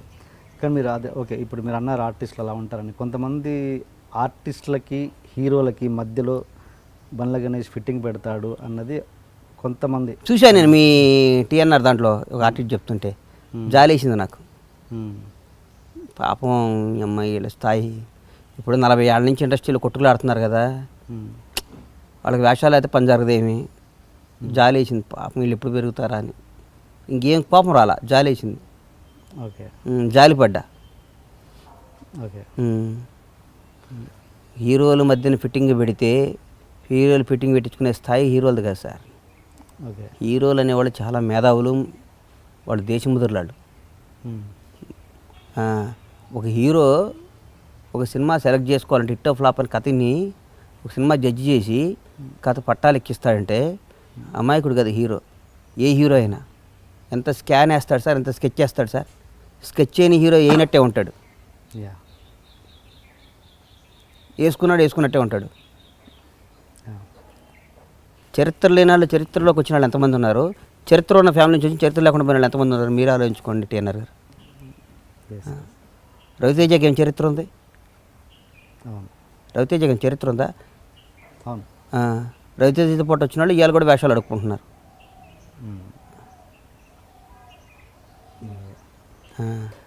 మీకు అసలు అసలు ఆర్టిస్టులతో ఎవరితోటి క్లోజ్ రిలేషన్ లేదా మామూలుగా? అసలు ఎవరు హీరోలు పక్కన పెట్టండి. నాకు ఎవరు లేదు సార్. అంటే ఎందుకు అలాంటి నాకు ముందు నుంచి నేను సాయంత్రం అయితే ఇండస్ట్రీ వాళ్ళతో ఉండేవాడిని కాదు. నాకు భగవంతుడు ఇచ్చిన అదృష్టం ఏంటంటే నా సర్కిల్ పెద్దది. నాకు ఆర్టిస్టులతో పోయి కూర్చొని పత్తలాడ్డు అని పేకాటాటాలు ఈ మందులు ఇవన్నీ నాకు లేవు సార్. సాయంత్రం అయితే షాద్నగర్ పోవాలి, ఒక పెద్ద మంత్రిని, ఒక ఐఏఎస్ ఆఫీసర్ను అట్లాంటి వాళ్ళతో ఫ్రెండ్షిప్ చేయాలి. అసలు ఈ పొలిటికల్ టచ్ ఎలా వచ్చింది? నాకు ఇంట్రెస్ట్ పాలిటిక్స్ అంటే. నాకు రాజకీయ నాయకులు అంటే పిచ్చి బాగా. నాకు రాజకీయాలు అంటే ఇష్టం. ఓకే బాగా ఇష్టం. ఇక్కడ లింక్ ఏం తగ్గలేదా బొత్స గారి దగ్గర నుంచి? అలా నాకు బొత్స గారే మాగంటి బాబు ద్వారా పరిచయం. నాకు మాగంటి బాబు నాకు ఎంపీ ఉండేది, సీనియర్ మాత. మాగంటి బాబు వివి సత్యనారాయణ గారి ద్వారా పరిచయం. ఓకే. ఏం మరి నెక్స్ట్ ఎలక్షన్లో నిలబడే ఉద్దేశాలు ఉన్నాయా? ఎవడో చెప్పాడు సార్, ఇప్పుడు ఏం తెలుసు మనకి. జనసేన ఆయన పెట్టాడు మా బాసు, ఆయనతో ఉండాలి నేను. తెలీదు ఏమవుతుందో తెలీదు. సో పార్టీలో ఖచ్చితంగా మీకు టికెట్ ఉంటుంది? నేను అట్లా నేను అనుకోవట్లేదు టీఎన్ఆర్ గారు. సినిమాలు తీద్దాం బాగా, ఒక 10 ఏళ్ల పాటు సినిమాలు దుమ్ము దులుపుతామని ఫీలింగ్ ఉంది నాకు. Okay okay. అండ్ మీరు ఒక ఆడియో ఫంక్షన్లో స్టేట్మెంట్ ఇచ్చారు, ఊరికి ఒక పవన్ కళ్యాణ్ ఉంటే భారత్ 200% మారిపోయేది. 200% ఇవాళ కూడా చెప్తున్నా. అంటే అంత నిజాయితీ మీకు ఎక్కడ ఏం కనబడే? ఒక ఉదాహరణ, చిన్న ఉదాహరణ మీ ఎక్స్పీరియన్స్లో. ఆయన ప్రతి మాట నిజాయితీ సార్. ఆయన గేమ్స్ ఆడు. ఓకే. నేను చెప్తున్నా కదా, నా కోరిక అనుకోండి, మాదేమని అనుకోండి మీరు. ఆయన ఒకరోజు ముఖ్యమంత్రి అవుతాడు సార్. ఆయన దేవుడు ఇస్తాడు ఆయనకి. అది ఆయనకి నిజాయితీగా ఆయనకి ఇచ్చే గిఫ్ట్ దేవుడు అది. ఓకే. ఆయన ముఖ్యమంత్రి అయితే ఆ తెలుగు ప్రజల అదృష్టం, ఆంధ్ర ప్రజల అదృష్టం అని నా ఫీలింగ్. అవుతాడు. ఓకే. కానీ బయట చూసే వాళ్ళకి చాలా తొందరగా అంటే కొంచెం షార్ట్ టెంపర్ వ్యక్తి తొందరగా డిసిషన్స్ మార్చుకుంటారన్న ధోరణి ఆ ప్రేక్షకులలో ఉంటుంది. తొందరగా టెంప్ట్ అయి మాట్లాడడము అలాంటివి, ఎక్కువ ఆవేశం. అంటే ఇప్పుడు తగ్గిందేమో కానీ ఆవేశపరుడు అన్నట్టుగా ఉంది. దాని మీద మీ అభిప్రాయం ఏంటి? ఆవేశపరుడు అయితే ప్రపంచానికి నష్టమా సార్? ప్రజలకు నష్టంగా. ఎందుకు నష్టం? ముఖ్యమంత్రి అయితే ఎందుకు నష్టం? ఆవేశంగా ముఖ్యమంత్రి అయితే మంచి నిర్ణయాలు తీసుకోవచ్చు ఆవేశంగా. ఓకే. సో మీరు ఆవేశపరుడు అనేవాడు దుర్మార్గుడు అని అక్కడ చరిత్రలో ఉందా? ఓకే. ఎంగురు గారు లేదుగా. ఆవేశపరుడు మంచి నిర్ణయాలు కూడా తీసుకోవచ్చు అంటారు. ఆవేశపరుడు జీవితంలో ఆవేశం లేనివాడు ఎవడో పైకి రాడు సార్. ఆలోచించేవాడు ఆలోచిస్తూనే ఉంటాడు బతికినంతకాలం. చేయాలన్నా వద్దా, కూర్చోవాలన్నా వద్దా, పోవాలన్నా వద్దా, ఆలోచనలోనే టైం పుణ్యకాలం అయిపోద్ది. ఏమన్నా కానివ్వండి, ఏదైనా కానివ్వండి, మ్యాక్సిమం ఏమవుతాం చచ్చిపోతాం. ఓకే. మ్యాక్సిమం చచ్చిపోవటమే, అంతకంటే ఇంకా పీక్స్ ఏమైనా ఉందా మనిషికి? నేను అట్లా ఆలోచిస్తా. పవన్ కళ్యాణ్ అది పలానాడు వస్తున్నాడు, మరి ఇట్లా చేయాలి, ఇట్లా మాట్లాడాలి, ఇట్లా షేక్ హ్యాండ్ వేయాలి, అట్లా ఉండదు ఆయన దగ్గర. నచ్చితే నచ్చినట్టుంటాడు, నచ్చకపోతే కలవరం అని చెప్తాడు. సారీ వెళ్ళిపోండి అంటాడు. పర్లేదు. ఓకే. అది ఒక సందర్భంలో అన్నారు ఏంటంటే, ఆయనకు ఇంకోటి కూడా ఉంది, ఆయన మూడో కన్ను తెరుస్తాడు, అదొకటి మాత్రం నా పర్సనల్, ఇది ఎవరికి చెప్పను అన్నారు. అది ఇప్పుడు అబద్ధం చెప్పన్నారు కాబట్టి అది కూడా చెప్పేసి, మూడో కన్ను తెరిస్తే ఏం చేస్తాడు? మూడో రూమ్లో పిలిచి ఫుల్ తిట్టేవాడు నన్ను. ఎలా? మంచి ఆ పని చేయలేదు, ఈ పని చేయలేదురా, అదిరా ఇది నువ్వు అది చెప్పాం కదా, ఇది చెప్పాం కదా అని కేకలేస్తున్నావు. మిమ్మల్ని అరే అంటాడా గణేష్? ఒరే అంటాడు, అందరి ముందు గణేష్ అంటాడు. ఆయన సంస్కారం ఎక్కువ సార్ ఆయనకి. అది rare piece, God make a rare piece. Pawan Kalyan అటు పుట్టించాడు అంతే. ఓకే. అండ్ ఏంటి మీకు అంటే అంత అలాంటి వ్యక్తికి మీకు మళ్ళీ ఏదో గ్యాప్ వచ్చిందని, చిన్న గ్యాప్ వచ్చిందని గబ్బర్ సింగ్ తర్వాత వచ్చిందా? నిజంగా రాలేదా? గ్యాప్ రావటం అంటే సార్ ఒక 2 years హీరో కానీ కలవాల. ఓకే. వాస్తవం, అబద్ధంతో చెప్పాలి. ఫ్రాంక్లీ స్పీకింగ్ అది చెప్పారు ఏంది ఇది? ఫ్రాంక్లీ విత్ టీఎన్ఆర్ కాబట్టి నేను చెప్పను. వచ్చింది. ఓకే. శారీరకంగా మా ఇద్దరి మధ్యన గ్యాప్ వచ్చినా మానసికంగా మా ఇద్దరి మధ్య ఎప్పుడు గ్యాప్ రాలా. అదే శారీరకంగా కూడా ఎందుకు వచ్చింది? నేను సినిమాలు వేరే ఏదో ఆయన అనుకున్నాము, గణేష్ అనేవాడు దూరం ఉంటే ఎట్టుంటుందా అని నేను ఆలోచించాను. నేను అనుకున్నా వీళ్ళతో దూరంగా ఉంటే మనం బతకలేరని ఫిక్స్ అయ్యాను నేను. అసలు ఆలోచన కూడా ఎందుకు వచ్చింది అంటున్నాను. ఒక్కోసారి పొగరా అది అంటారు కదా సార్, నేను అని ఉంటుంది కదా, ఓకే. అది ఆ మధ్య కొద్దిగా మాకు నేను అని వచ్చింది. ఇప్పుడు మొత్తం దిగిపోయింది. ఇప్పుడు నేను కాదు, ఇప్పుడు మనం అని వచ్చింది. ఓకే. సో టోటల్గా మీదే మిస్టేక్. 100% అందులో నా తేడా ఉంది. ఇంకొక పబ్లిక్ టాక్, ఇండస్ట్రీ టాక్ ఏంటంటే ఆయన చాలా ఎమోషనల్, చాలా సెన్సిటివ్. పవన్ కళ్యాణ్ గారు చాలా ఎమోషనల్ వ్యక్తి. ఇంత ఎమోషనల్ వ్యక్తి పాలిటిక్స్కి పనికొస్తాడా అన్నది ఒకటి. దాని మీద మీరు పర్సనల్గా జర్నీ చేశారా కూడా చెప్పండి. పనికి వస్తాడా అంటే నాకు అర్థం కాల. పాలిటిక్స్ కంటే అంత సున్నిత మనస్తత్వం ఉన్న వ్యక్తి, అంత ఎమోషనల్ వ్యక్తి ఇండస్ట్రీకి పనికొస్తాడు. ఇండస్ట్రీ అంట పాలిటిక్స్కి కొంచెం సెన్సిటివ్ భావాలు ఉన్న వ్యక్తి కదా. పవన్ కళ్యాణ్ రాజకీయాలకు పనికిరాడు. కరెక్ట్ మీరు అడిగింది. ఓకే. ఎందుకు చెప్పమంటారా? అవినీతి చేయటం రాదు ఆయనకి, ప్రాజెక్టులు కట్టి డబ్బులు దోసుకోవటం రాదు ఆయనకి, స్కాములు చేయటం రాదు ఆయనకి, స్కీములు వేయటం రాదు ఆయనకి, జనాన్ని మోసం చేయటం రాదు. కాబట్టి ఆయన రాజకీయాలకు పనికిరాడు. ఆయన కోటే వచ్చు ప్రజాసేవ చేయటం. మీరు డిసైడ్ చేయాలి రాజకీయాల్లో పనికి వస్తాడో చేయడం. నేను డిసైడ్ చేయాలి. అదే జనం చేయాలి. మరి నేను చెప్తున్నా కానీ పనికి వస్తాడో పనికిరాడని పెద్ద పెద్ద వాళ్ళు అంటుంటారు ఈ మధ్య. పవన్ కళ్యాణ్ ఇది మధ్య ఒక ఎంపీ కూడా అట్లా అన్నాడు. వాళ్ళందరిలాగా స్కాములు, కాంట్రాక్టులు, బ్యాంక్ లోన్లు, ప్రాజెక్టులో కమిషన్లో వేల కోట్లు దోసుకోవటాలో, లక్షల కోట్ల ఆస్తులు కూడగట్టుకోవటాలో పవన్ కళ్యాణ్కి రాదు. ఓకే. ప్రజాసేవ చేయటం వచ్చు. మరి పవన్ కళ్యాణ్ పనికి వస్తాడో పనికిరాడో ప్రజలు మీలాంటి మీడియా పెద్దలందరూ డిసైడ్ చేయాలి. Okay. Okay. And mega family గురించి మీరు మొన్న ఏదో ట్వీట్ ఒకటి పెడితే న్యూస్ ఛానల్ అంతా హల్చల్ అయిపోయింది. ఏంటి మెగా ఫ్యామిలీలో పవన్ కళ్యాణ్ మాత్రమే మెగాస్టార్, చిరంజీవి కాదు అని. అది న్యూస్ అంతా మొన్న వెబ్సైట్లలో చాలా వచ్చింది. అది మీరే ఇచ్చారా? నా ప్రాణం పోయిన మెగా ఫ్యామిలీని కానీ ముఖ్యంగా చిరంజీవి గారిని, నా ప్రాణం పోయిన చిరంజీవి గారిని నేను ఎప్పుడన్నా మెగాస్టార్ ఎందుకు వచ్చింది మరి ఆ ట్వీట్ అలా? ఓ ఈ మధ్య ట్విట్టర్లో అంటారు కదా దాన్ని హైకింగా బైకింగా హ్యాకింగ్ అవి చేసాను. ఎవడన్నా వేస్తాడు నాకు తెలిసేది అది కూడా వేయడు. గొంతులో ప్రాణం ఉన్నంత వరకు మెగాస్టార్ చిరంజీవి అనేవాడు నేను విమర్శించను, ఆయన మీద కామెంట్ చేయను, దేవుడిలో చూస్తా. అలా నాకు చిరంజీవి ఆయన చూసి నేను సినిమాలోకి వచ్చా సార్. ఈరోజు మేము అనుభవిస్తున్నంత ఆయన చిరంజీవి అనేవాడు ఆ రోజు లేకపోతే మేము హైదరాబాద్ వచ్చేవాడు కదా. నేను ఆయన ఫ్యాన్గా వచ్చాను నేను ఆయన. ఓకే. ఇంత ఎమోషనల్గా, ఇంత సెన్సిటివ్గా ఇంత మాట్లాడుతున్నారు కదా. కొంతమంది అభిప్రాయం, మళ్ళీ నా మీద ఎక్కకండి, కొంతమంది అభిప్రాయం ప్రకారము బండ్ల గణేష్ అమ్మాయిల్ని పడుకోబెట్టి పైకి వచ్చాడు అన్న దాని మీద, అన్న స్టేట్మెంట్ మీద మీ అభిప్రాయం ఏంటి? మీ ద్వారా అందరికీ చెప్తున్నా, బండ్లా గణేష్ బ్రోకర్ కాదు. బండ్లా గణేష్ అన్నిట్లో మేకర్. ఓకే. ఇంకోటి చెప్తున్నా, పైకి వచ్చాడు అంటే ఒక రామోజీరావు గారి ఫాదర్ పేరు మీకు తెలుసా? తెలియదండి. తెలియదు కదా. రామారెడ్డి గారి నాన్నగారి పేరేంది? తెలియదండి కదా. మా చౌదరి గారు, మా ఇంటి నరేన్ చౌదరి గారి ఫాదర్ పేరేంది? తెలియదు. ఆంధ్రజ్యోతి వేమూరు రాధాకృష్ణ గారి ఫాదర్ పేరేంది? తెలియదు. అంటే వాళ్ళందరూ కూడా మామూలుగా హైదరాబాద్ వచ్చి ఉన్న స్థాయికి వెళ్ళారు. అందరూ తప్పులు చేసి పైకి వచ్చినట్టేనా? ఊరికి అడుగుతున్నా. ఎలా ఉంటుందో కాదు, మీ మీద కాదు మా ఊరు నేను అడిగిన మీరు ఆన్సర్ చేయాలి. అస్సలు కాదు. కాదు కదా. అస్సలు కాదు.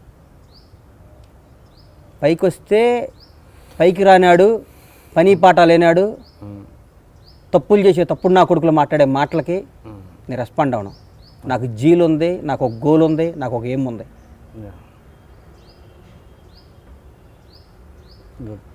ఆ గోల్తో నేను ముందుకెళ్తా. అందరూ వీడు మామూలుగా ఉండే గణేష్ ఏంది ఇట్లా అయ్యాడు అని 100 మంది ఏదో విధంగా మాట్లాడాలి కదా. ఇప్పుడు నాకు పెద్ద డబ్బు మీద ఇంట్రెస్ట్ లేదయ్యా, అందుకని మా ఊరు అరుగుల మీద కూర్చొని మాట్లాడుతుంటారు. మీకు అర్థం కాలేదా? మాకు పెద్ద ఆశలు లేవండి అని గోష కట్టుకొని కూర్చొని మాట్లాడుతుంటారు మా దగ్గర. నువ్వు డబ్బు సంపాదించు 1 కోటి రూపాయలు దానం చేసి నాకు ఆశ లేదంటే Yeah. న్యాయం అది. నువ్వు దేనికి పనికిరావు, ఉదయం లేచి టిఫిన్ చేసి పేపర్ చదివి టీవీ చూసుకొని మళ్ళీ ఆడ కబుర్లు చెప్పుకుంటూ జనాన్ని విమర్శిస్తుంటావు. నీకు ఒక 100 కోట్లు సంపాదించి దానం చేసి నాకు డబ్బు మీద ఇంట్రెస్ట్ లేదు కాబట్టి ఊరు వచ్చి వ్యవసాయం చేసుకుంటున్నాను, సుట్ట కాల్చుకుంటా, సిగరెట్ కాల్చుకుంటా, బీడీ కాల్చుకుంటా మాట్లాడితే ఒక రైట్ ఉంది. పనికిరాని ఎదవలో దేనికి పనికిరాని చెత్తనా కొడుకులు మాట్లాడే మాటలకి ఒక పైకి వచ్చినండి, సాధించినండి, నాకు ఆన్సర్ చెప్పాల్సింది, నాకు తప్పు చేయాల్సిన అవసరం లేదు. అది వండర్ఫుల్ ఫ్యామిలీ సార్ నాది. అమ్మ, నాన్న, నా భార్య, నా పిల్లలు, నా భార్య, నా పిల్లలు, నా పిల్లలు, నా అన్న, వండర్ఫుల్ ఫ్యామిలీ. నాకు ఒక వ్యవస్థ, ఒక వ్యాపారం, ఒక వ్యాపకం, ఒక కసి, ఒక కృషి ఉంది. నాకు ఒక అద్భుతమైన స్నేహితులు ఉన్నారు. నాకు నేను బావిలో పట్టం కాదు, బోర్లో పడ్డా లేపే స్నేహితులు ఉన్నారు నాకు. చెప్పాక మీకు, నాకు ఒక రంజిత్ రెడ్డి, ఒక జయంత్ అని నాకు అమెరికా నుంచి ఫ్రెండ్స్ ఉన్నారు. నాకు గాడ్ గిఫ్ట్ నా స్నేహితులు, దేవుడు ఇచ్చిన నా అదృష్టాలు. నా ఫ్రెండ్స్ అంతా నా పాలిటీ దేవుళ్ళు. నాకు తప్పుడు మాటలు మాట్లాడుతూ ఉంటారు, వాళ్ళ గురించి మాట్లాడి నా బ్రెయిన్ వేస్ట్ చేసుకోను. నాకు తెలుసు సార్, ఎక్కడ నొక్కాలో, ఎక్కడ మొక్కాలో, ఎక్కడ తొక్కాలో, ఎట్లా పైకి రావాలో నాకు తెలుసు సార్. నాకు అది బండ్ల గణేష్. మళ్ళీ లేస్తున్నారు 100%. రాబోయే 50 ఏళ్ళు ఈ పరమేశ్వర ఆర్ట్ ప్రొడక్షన్స్ బ్రహ్మాండంగా దిగ్విజయం కలుగుతుంది. నా పిల్లలు నిర్మాతలు అవుతారు, నేను స్టూడియో కడతాను, నాకు నా పిల్లాడిని కూడా ప్రొడ్యూసర్ చేస్తాను, డౌటే లేదు. పవన్ కళ్యాణ్ గారు అంటే మీకు విపరీతమైన అభిమానం. అంతకుముందు చిరంజీవి గారు అంటే కూడా అంతకంటే ఎక్కువ అభిమానం మీరు. ఇప్పుడు అంటే బయట ఆడియన్స్ పాయింట్ ఆఫ్లో నేను మాట్లాడుతున్నాను. అంటే ఇద్దరికి ఒక చిన్న గ్యాప్ ఉందన్నది ప్రతి ఒక్కరికి అనుకుంటారు, అది ఎంతవరకు నిజమో మీలాంటి వాళ్ళకి తెలియాలి. ఇప్పుడు ఇద్దరిని, బట్ మీరు మాత్రం ఇద్దరిని పొగుడుతుంటారు, ఇద్దరిని మొత్తం రిలేషన్ మెయింటైన్ చేస్తుంటారు. ఏంటి అసలు ఒరిజినల్ పిక్చర్ ఏంటి? వాళ్ళిద్దరికి గ్యాప్ ఉందని మీరు అంటున్నారు, కానీ నాకైతే అనిపిస్తుంది. ఓకే, ఇప్పుడు మీలాంటి ఇండస్ట్రీ వాళ్ళకి అది క్లియర్ పిక్చర్ తెలియచ్చు, బయట ప్రేక్షకులు మాత్రం వాస్తవంగా అదే కనబడుతుంటుంది. ఇద్దరికి ఏదో గ్యాప్ ఉంది. ఏం లేదు, గ్యాప్ లేవు, బొబ్బు లేవు సార్. అంతేనా? ఊరికి పని పాట లేని టైం పాస్ వాళ్ళు ఉంటారు కదా సార్, టైం పాస్ పల్లీలు కొనుక్కొని తినుకుంటా కూర్చునే వాళ్ళు మాట్లాడే మాటలు అవన్నీ. మన ఆడియో ఖైదీ నెంబర్ 150లో ఆయన పవన్ కళ్యాణ్ పోతే ఉంటారా గ్యాప్ ఉన్నట్ట? రాలేదు, నేను అనేది రాలేదని అట్లా అంతకుముందు చాలా ఫంక్షన్ రాలేదు ఆయన. నేను అనేది ఏంటంటే ప్రతి ఫంక్షన్లో ఏదో విధంగా ఆయన టాపిక్ తీసేవాళ్ళు, వాళ్ళు పవన్ కళ్యాణ్ గారు టాపిక్ తీసేవాళ్ళు. దీంట్లో అది కూడా తీయలేదన్నది ఆడియన్స్ ఇంకొక క్వశ్చన్. ఎందుకు తీయలేదు సార్? తీయలేదన్నది ఒక క్వశ్చన్. అంటే మీరు చెప్పండి, అనేది నాకు నా ఒపీనియన్గా చెప్పట్లేదు, ప్రేక్షకుల పాయింట్ ఆఫ్ వ్యూలో అడుగు. నాకు తెలిసేది ఏం లేదు సార్. ఓకే సరే, ఇంకో టాపిక్, సచిన్ జోషి. మీరు ఆయనతో ఆషికీ 2 రీమేక్ చేశారు. ఆయనతో వచ్చిన విభేదాలు ఏంటి? నా జీవితంలో నాకు తెలిసి నేనేమన్నా అంటే తప్పు చేయటం జరిగితే, నాకు తెలిసి నేను చేసిన తప్పు అదొక్కటే సార్. ఏంట తప్పు అసలు? నాకు సచిన్ అనేవాడికి నాకు పెద్ద పరిచయం లేదు. హమీద్ భాయ్ నా ఫ్రెండ్ ఉన్నాడని చెప్పా కదా ఇందాక. అవును. ఆయన పిలిచి సచిన్తో సినిమా చేయన్నాడు. సినిమా చేస్తాను అని చెప్పా. నాకు ఆయన హమీద్ భాయ్ అంటే మాకు మంచి ఫ్రెండు, మనకు అన్ని విధాల సపోర్టర్. ఆయన క్లోజ్గా ఉండేవాడు. అడిగితే కాదని లేప చేస్తానని చెప్పా. నా బ్యానర్ ఇవ్వాలని ఉండేది కాదు. పరమేశ్వర ఆర్ట్ ప్రొడక్షన్స్ ఆయన మిమ్మల్ని అడిగాడా? మీరు నేను ఎందుకు అడుగుతా సార్? సచిన్ జోషిని మీరు అడగలేదు? బండ్ల గణేష్ అనేవాడి సంగతి మీకు ఏం తెలుసు? బండ్ల గణేష్ అనేవాడు చాలా డబ్బు వాళ్ళంత లేకపోయినా కానీ నా క్యారెక్టర్ కానీ నాకున్న ఫాలోయింగ్ కానీ నేను చాలా గొప్పవాడిని అందరు అని ఫీల్ అవుతా, లేకపోతే బతకలేను కాబట్టి. గొప్పవాడిని చెప్తే మళ్ళీ ఈ పొగరు అనుకుంటారు కదా అని ఫీల్ అవుతాను. లేకపోతే వచ్చి అడిగితే చేస్తాలే అని హమీద్ భాయ్ కోసం చెప్పే మాట చేశా. నా జీవితంలో ఈయన లాస్ వస్తుందంటే ఆ స్ట్రీట్లోకే పోను. ఆ వీధిలో నడిస్తే లాస్ వస్తుందంటే ఆ వీధిలో నడవ నేను. లాభం వచ్చే స్ట్రీట్ 10 కిలోమీటర్ల దూరం నాకు వెళ్ళి అక్కడి నుంచే నడుస్తా. అట్లాంటి నా మైండ్ సెట్ అది. నేను నా బ్యానర్ అంటే అందరు యాక్ట్ చేసే హీరోలు ఉండగా నేను బండ్ల గణేష్ అనేవాడు సచిన్ జోషితో సినిమా తీస్తాం అనేది మీరు నమ్ముతారా? ఆయన డబ్బులు పెట్టుకున్నాడు, ఆయన చేసుకున్నాడు, అన్నీ అయిపోయినాయి, చేసుకున్నాడు. ఆ సినిమాలో లాస్ వచ్చింది, నువ్వు తీసావన్నాడు నన్ను. నేను తీయలేదని చెప్పా. ఖర్చు పెట్టిన ప్రతి పైసా అయింది. నాకేం సంబంధం సార్? నేను ఎందుకు తీస్తా? నాకేం సంబంధం? ఫ్రాంక్లీ స్పీకింగ్ అన్నారు కాబట్టి చెప్తున్నా. ఓకే, నా ప్రాణం పని నేను పెట్టా. దానికి అగ్రిమెంట్ కూడా ఏం లేదండి? మరి ఏమీ లేదు. అది చేశాడు, ఇది చేశాడు, అన్ని చేశాడు, కోర్టుకేస్తా అన్నాడు, వేసాడు, కొన్ని పిచ్చి పిచ్చి ట్వీట్లు చేశాడు. నేను పరువు నష్ట దావా వేశాను. I will see you in jail అని I will see in jail అన్నాడు. మై బెస్ట్ వాళ్ళకి అలవాటు జైలు, వాళ్ళ నాయనకు వాళ్ళ చరిత్ర వాళ్ళ ఫ్యామిలీ. మాకు అట్లా అలవాట్లు లేవు, మాకు జైళ్ళు బయళ్ళు. మేము అగ్రికల్చర్ బ్యాక్గ్రౌండ్ నుంచి వచ్చాం కదా, అది. Okay okay. అంత అంత గుడ్డిగా ఎలా ఇస్తారు కేసు? నాకు అర్థం కదా. అంటే ఏమి జరగకపోతే ఎవరు కేసా? అదే కేసు ఇదే. ఆ డబ్బులు సినిమా తీసాడు, నాకు డబ్బులు ఇవ్వాలి, ఆయన పెట్టుకుని ఆయన సినిమా తీసుకున్న డబ్బులు నా డబ్బులు నేను ఇవ్వాలంటాడు. సినిమాలో లాభం వస్తుంది సార్, సచిన్ చేస్తే సినిమా తీస్తే అంత పిచ్చాడు. బండ్ల గణేష్ అనేవాడు. బ్యానర్ వేసేటప్పుడు లేదా తెలియదా మీకు అది? బామీద్ బాయ్ ఆయన కోసం చేశా. అరే మనకి నిలబడ్డాడు, ఆయనకి మనం నిలబడాలని వేసాం. Okay okay okay. అంటే ఒక సందర్భంలో ఆయన నయీంతో చెప్పించి నయీంతో కూడా డబ్బులు వసూలు చేయించాడు అన్నది సరే. సునీల్ జోషి నయీం గ్యాంగ్ అసలు నయీం విషయంలో ఇన్వాల్వ్ కాలేదు. నేను నా సంగతి మీకు తెలియదు సార్. ఇంకా మాది మేము పుట్టి పెరిగింది ఇక్కడ కాబట్టి, ఈ కథ వాళ్ళందరూ పాపం ఎక్కడి నుంచి వచ్చి ఇక్కడికి వచ్చి సినిమాలు తీసేవాళ్ళు కదా, మాది ఇక్కడే కాబట్టి. బండ్ల గణేష్ రెండో యాంగిలే మీకు ఎవరికి తెలియదు. నాకు నయీంలు భయములు నడవదు సార్. నాకు చెప్పండి మీ అదర్ యాంగిల్. మాకు నయీంలు భయములు నడవదు. మాకు ఎవడైనా మేము శాసిస్తాం మా ఊర్లో. మా మీద ఈగ వాలదు మా మీద. ఓకే ఈగ వాలదు. చెప్పండి మీ నెగిటివ్ షేడ్ చెప్పండి. నెగిటివ్ షేడ్ మా మీద ఈగ వాలదు అంతే. మమ్మల్ని ఎవరేం చేయలేరు. ఓకే మమ్మల్ని ఎవరు ఏమీ చేయలేరు అంతే. బండ్ల గణేష్ని ఎవరు టచ్ చేయలేరు. ఓన్లీ షాద్ నగర్లోనా? ఎక్కడైనా హైదరాబాద్ కానీ ఎవరైనా మమ్మల్ని టచ్ చేయలేరు అంతే. కష్టం. ఓకే. అంటే ఏంటి నమ్మకం? అంటే నమ్మకం నాకున్న సర్కిల్ అట్లాంటిది. అంటే చెడు చేసినా ఎవరేం చేయరనా? ఎట్లా మంచి నేను ఎవరిని చెడు చేయను. నా జోలికి వచ్చినా కూడా నన్ను నా మీద ఏగ వాడటానికి కూడా భయపడద్దు. ఓకే అది నా బ్యాక్గ్రౌండ్. ఓకే. నా మీద ఏగ వాళ్ళతో కూడా అంతే, నాకు నమ్మకం అది. నేను కూడా ఏం చేయలేడు సార్ నన్ను. ఏమని అనుకుంటూ ఊరికే రూమ్లో కూర్చొని ఇప్పుడు అందరినీ చెట్టుకి పుల్లనా అని చిన్నప్పుడు చెప్పేది కదా, అందరిని ద్రాక్ష పండు పుల్లనా అని, అట్లా అది ఈడదని చెప్పుకోవాల్సిందే. Okay okay okay. మీకు అర్థమైంది సార్? అర్థమైంది. తిట్టుకోవాల్సిందే నన్ను ఫేస్గా నన్ను ఎవరు ఏం చేయలేరు. నా స్థాయి నా స్టామినా అది. అంటే మీరు audio function sum function success meet అది బిఫోర్ రిలీజ్ ఫంక్షన్లో మీరు మాట్లాడారు. ఆ వీడియో కూడా ఉంది. ఏమన్నారంటే దాంట్లో నాకు సచిన్ లాంటి గొప్ప మిత్రుడు దొరకడం నా అదృష్టం, అతనికి ఈ సినిమా నేను హిట్ ఇస్తాను, ఖచ్చితంగా హిట్ ఇవ్వడమే నా బాధ్యత అని చెప్పారు మీరు. అంటే అంత గొప్పగా మాట్లాడిన మీకు రాత్రికి రాత్రి ఎట్లా లెక్కలు మారిపోతాయి? లెక్కలు మారిపోయినాయి అంటే సార్, ఆడియో ఫంక్షన్లో సచిన్ అనేవాడు నిజంగానే ఆగో ఇంటర్వ్యూలో నీ ఫ్రెండ్ ఎవరా అంటే హిందీలో షారుఖ్ ఖాన్, తెలుగులో బండ్ల గణేష్ అని ఇచ్చాడు. ఓకే. సచిన్ కూడా నాకు సచిన్ మీద కూడా నాకు 6 సినిమా రిలీజ్ అయ్యే వరకు కూడా మన అడిగి ఎట్లా కొట్ల పాపం సినిమా అంటే ఫ్యాషన్ చేద్దావాలని ఉండేది.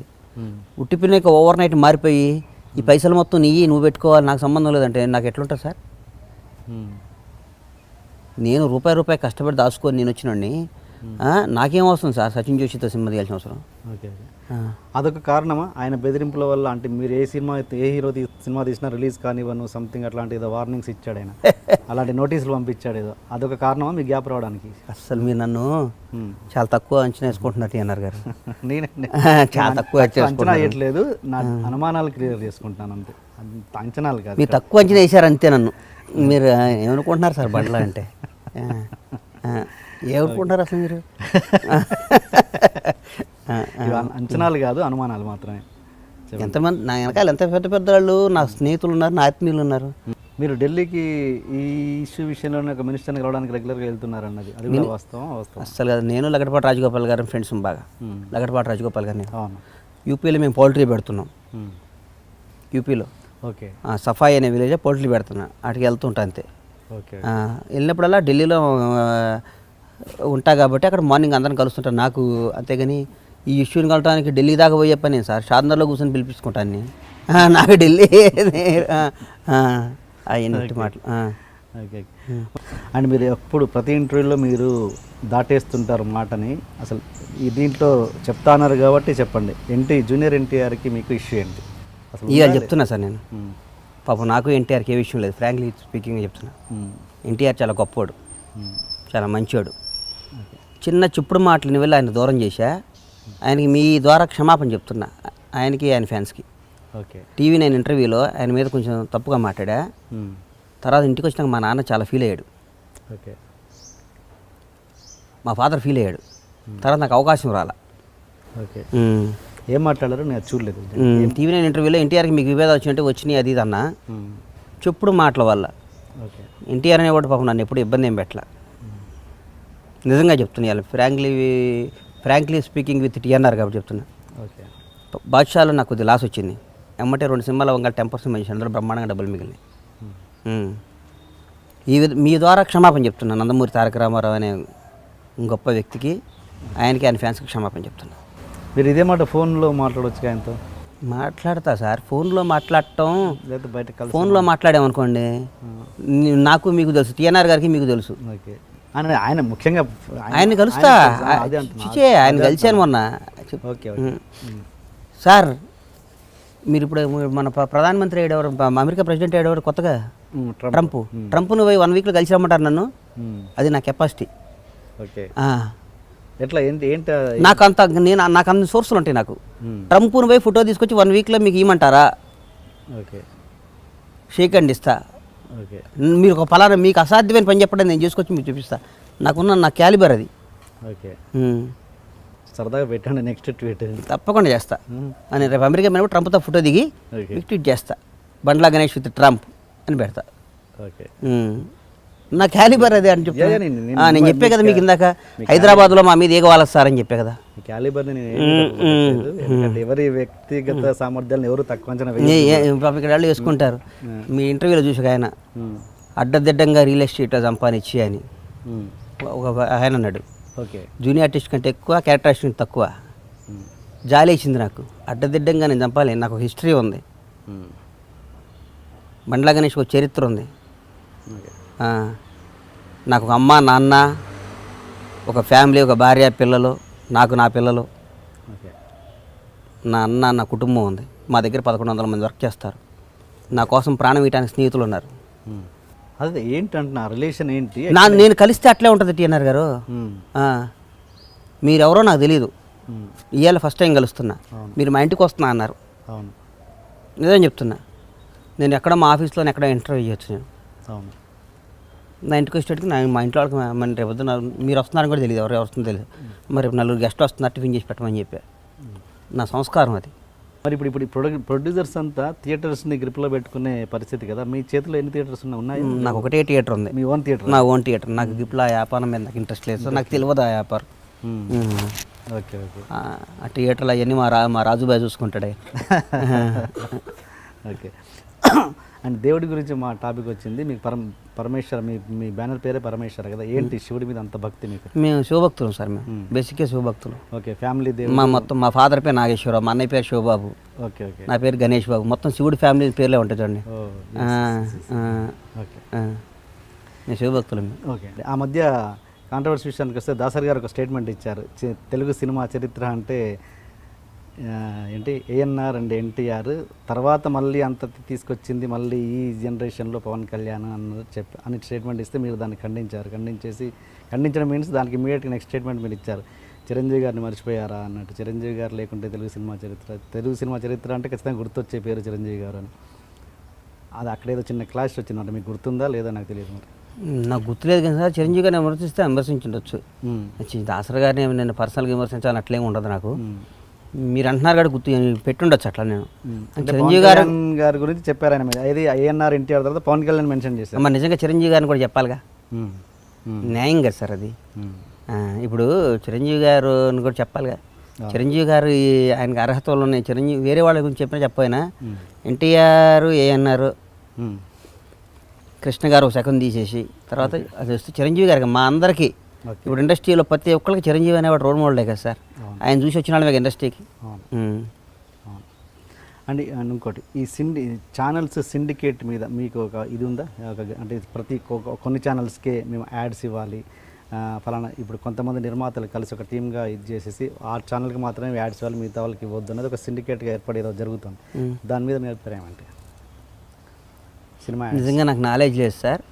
మీరు సినిమా నిర్మాత అంటే యాడ్ అంటే మరి దాని నిర్మాతకి బెనిఫిట్ అయ్యే కారణాలు ఉంటే నిర్ణయం తీసుకుంటారు కదా సార్. ఇప్పుడు సినిమాలో 10 రూపాయలు మిగిల్చుకోవాలని కదా సినిమా తీసేది. ఆ ఛానల్ వాళ్ళకి డబ్బులు ఇవ్వాలి, ఈ ఛానల్ డబ్బులు ఇవ్వాలి, వాళ్ళకి డబ్బులు ఇవ్వాలి. డబ్బులు ఖర్చు పెట్టేటప్పుడు మేము సినిమాలు తీయం కదా సార్. సినిమా తీస్తే ఒక 2 కోట్లు, 3 కోట్లు, 5 కోట్లు ఎవడ సత్తాడు మిగుల్చుకోవాలనేగా. అందులో వీళ్ళందరూ కలిసి నిర్మాతకి బెనిఫిట్ అయ్యే నిర్ణయం తీసుకుని ఉంటారు. నేను దాని మీద ఫోకస్ చేయాలి. Okay okay okay. And media మీద మీ నిక్కచ్చి అయిన ఒక అభిప్రాయం ఏంటి? మీడియా అంటే నాకు చాలా ఇష్టం సార్. మీడియా పీపుల్ అంటే చాలా రెస్పెక్ట్. ఎవరన్నా పైకి తీసుకెళ్ళాలని వాళ్ళే చేస్తారు, ఎవడన్నా కథం పట్టేయాలని నన్నే పట్టిస్తారు. నాకు అది ఇది అసలు సెకండరీ మనసులో మాట. అది అంతే కదా సార్. మీడియా ఇప్పుడు ఒక డాక్టర్ దగ్గరికి వెళ్తాం సార్, కడుపులో నొప్పి వెళ్ళి వాడు తలనొప్పి ట్యాబ్లెట్ ఇస్తే ఇన్ఫెక్షన్ అవుద్ది. కడుపు నొప్పి కాకుండా తలనొప్పి కూడా అనవసరంగా వస్తుంది. ఏ జబ్బుకి ఏ ట్యాబ్లెట్ వేయాలో అదే డాక్టరు. ఎవరికి ఏం చేయాలో, న్యాయం చేయాలో, అన్యాయం చేయాలో మీడియా పీపుల్ అంతే. మిమ్మల్ని బాగా మోసం చేసిన హీరో కానీ, మిమ్మల్ని మీరు మోసం చేసిన హీరో కానీ, మీ ఎవరైనా డైరెక్టర్ కానీ ఎవరైనా ఉన్నారా ఇండస్ట్రీలో? హీరోలు అంటే నేను ఒక హీరోని మోసం చేశాను సార్. అవునా? ఎవరు? రవితేజ.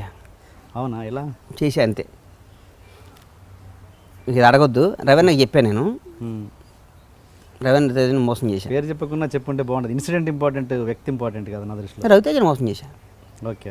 ఎందుకు పేర్లు అనవసరం పాపం. రవితేజని మోసం చేశా. రవితేజకు కూడా తెలుసు. రవితేజ చాలా మంచివాడు సార్. ఓకే. రవితేజ సినిమా తీస్తే ఫస్ట్ 5 కోట్లు మిగిలింది నాకు.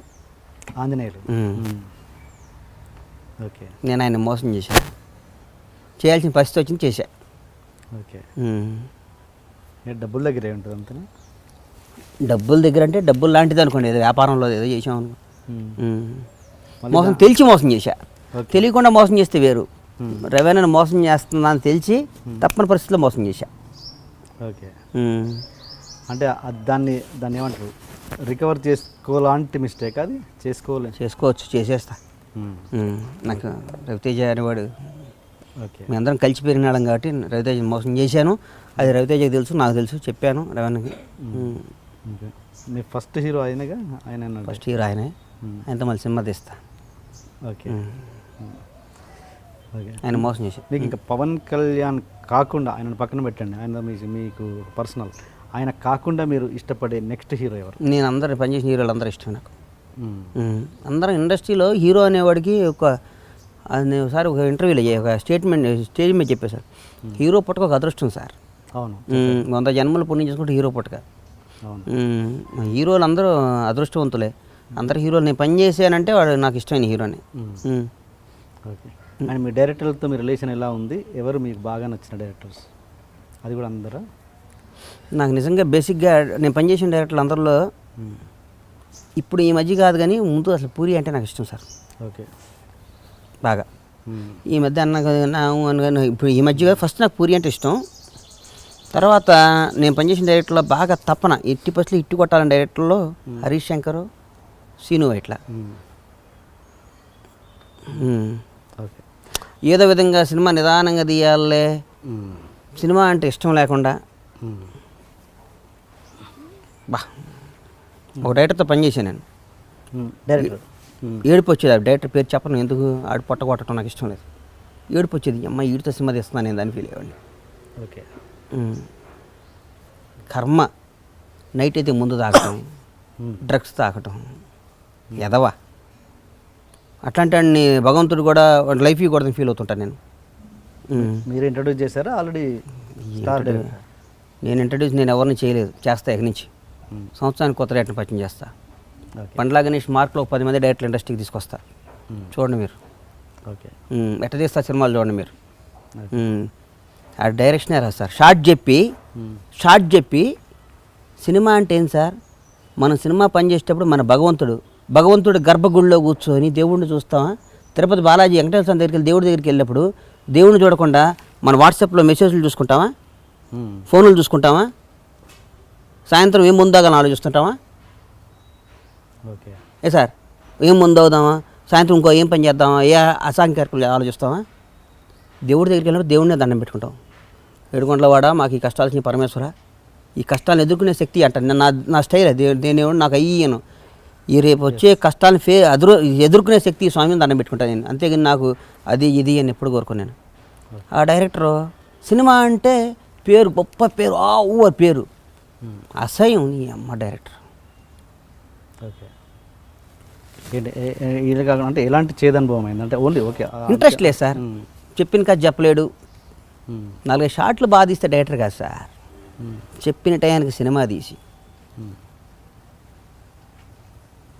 సినిమా తీసి హిట్ ఫ్లాప్ మన చేతిలో ఉంది సార్. అన్నీ హిట్ అవ్వాలని చేస్తాం. అందరు కొడుకులు సూపర్ స్టార్లు అవ్వాలనే వస్తారు ఇండస్ట్రీకి. అవును.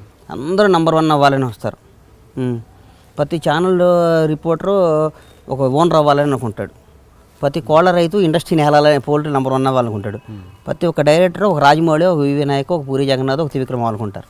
అందరూ అవర్గా అసలు ఈ సినిమాలలో చేసుకుంటూ సినిమాని అంటే ఇట్లా బయట జనాలకి ఒక రాంగ్ ఇండికేషన్స్ వెళ్తుంటాయి ఇలాంటి ఇన్సిడెంట్స్ వల్ల. అసలు సినిమాలో పనిచేస్తూ అలాంటి టెక్నీషియన్స్కి సినిమా పట్ల ఎలాంటి గౌరవం ఉండాలి? సినిమా ఇండస్ట్రీ పీపుల్ అంటారా, బయట వాళ్ళకంటారా? ఓకే, రెండు చెప్పండి. ఇలా ఎవడన్నా నన్ను సినిమా వాళ్ళు అంటే నాకు భలే కోపం వస్తుంది. ఆడు సినిమా వాడరా అంటారు. చరిత్రకు శ్రీకారం, చరిత్ర సృష్టించేది, చరిత్రలో నిలిచిపోయేది, ఎప్పటికీ చరిత్రని ముందుకు తీసుకెళ్ళేది సినిమా వాడే సార్. సినిమా అనే వెపన్, సినిమా ద్వారా ఏమైనా చెప్పొచ్చు. ఓకే. సినిమా ఇండస్ట్రీలో ఉన్న వాళ్ళకు ఉన్న గుర్తింపు, సినిమా ఇండస్ట్రీలో ఉన్న తృప్తి దేంట్లో ఉండదు. ఓకే. ఉదాహరణ ఒకసారి చెప్తా. నా గబ్బర్ సింగ్ రిలీజ్ అయిన టైం నేను పెద్ద పెళ్ళికి వెళ్ళాను. ఇప్పుడు ఆంధ్ర సైడ్ నాతో పాటు ద లెజెండరీ పర్సన్ జిఎంఆర్ గారు, అట్లాంటి వాళ్ళు అందరూ వచ్చారు. పెద్ద పెద్ద వాళ్ళు, ఆల్ మీడియా మంత్రులు అందరూ వచ్చారు. ఆ పెళ్ళికి నేను వెళ్తుంటే ప్రతి ఒక్కళ్ళు నా దగ్గరికి వచ్చి బండ్లా గణేష్ అరుపులు చేకండ్లు. జిఎంఆర్ వాళ్ళ ముందు మనం ఎంత సార్? వాళ్ళ ముందు నేను ఎంత? అది సినిమా పవర్. సినిమాలో పనిచేసేవాడు కూడా సినిమాని గౌరవించకపోతే, సినిమా ఏముందలే అనుకుంటే, ఏదో ఒకటి తీస్తే జనం చూస్తారులే, నేను గొప్పవాడిని, నేను మేకర్ని, నా సినిమాలు 50 ఏళ్ళు గుర్తుంటాయి, మన గురించి మనం ఎక్కువ ఊహించుకుంటే చచ్చిపోతాం సార్. మనకంటే ఎప్పుడు సినిమానే గొప్పది, దాన్ని ప్రేమించాలి, పూజించాలి. సినిమా ఇండస్ట్రీలో ఉన్నంతకాలం మన అమ్మా నాన్న మనం ఎంత గౌరవిస్తామో మన సినిమాని కూడా అంత గౌరవించాలి. అలాంటి వాళ్ళు ఉన్నారా ఇండస్ట్రీలో? నాకు తెలిసి ఉన్నారు సార్. సినిమాని గౌరవించి సినిమాని ప్రాణం. ఒక త్రివిక్రమ్ శ్రీనివాస్ అలా గౌరవించకుండా చాలా మంది ఉన్నారు. ఒక డైరెక్టర్తో పనిచేసాను నేను. సినిమా అంటే రెస్పెక్ట్ ఉండదు. ఈ సినిమా 50 ఏళ్ళు గుర్తుంటే పోద్దని చెప్తుంటాడు. సేమ్ సినిమా తీస్తాడు, రేపు ఏ షాట్ తీస్తాడు ఆయనకు తెలియదు. ఈ షుడ్ బి లైక్ దిస్ అంటుంటాడు.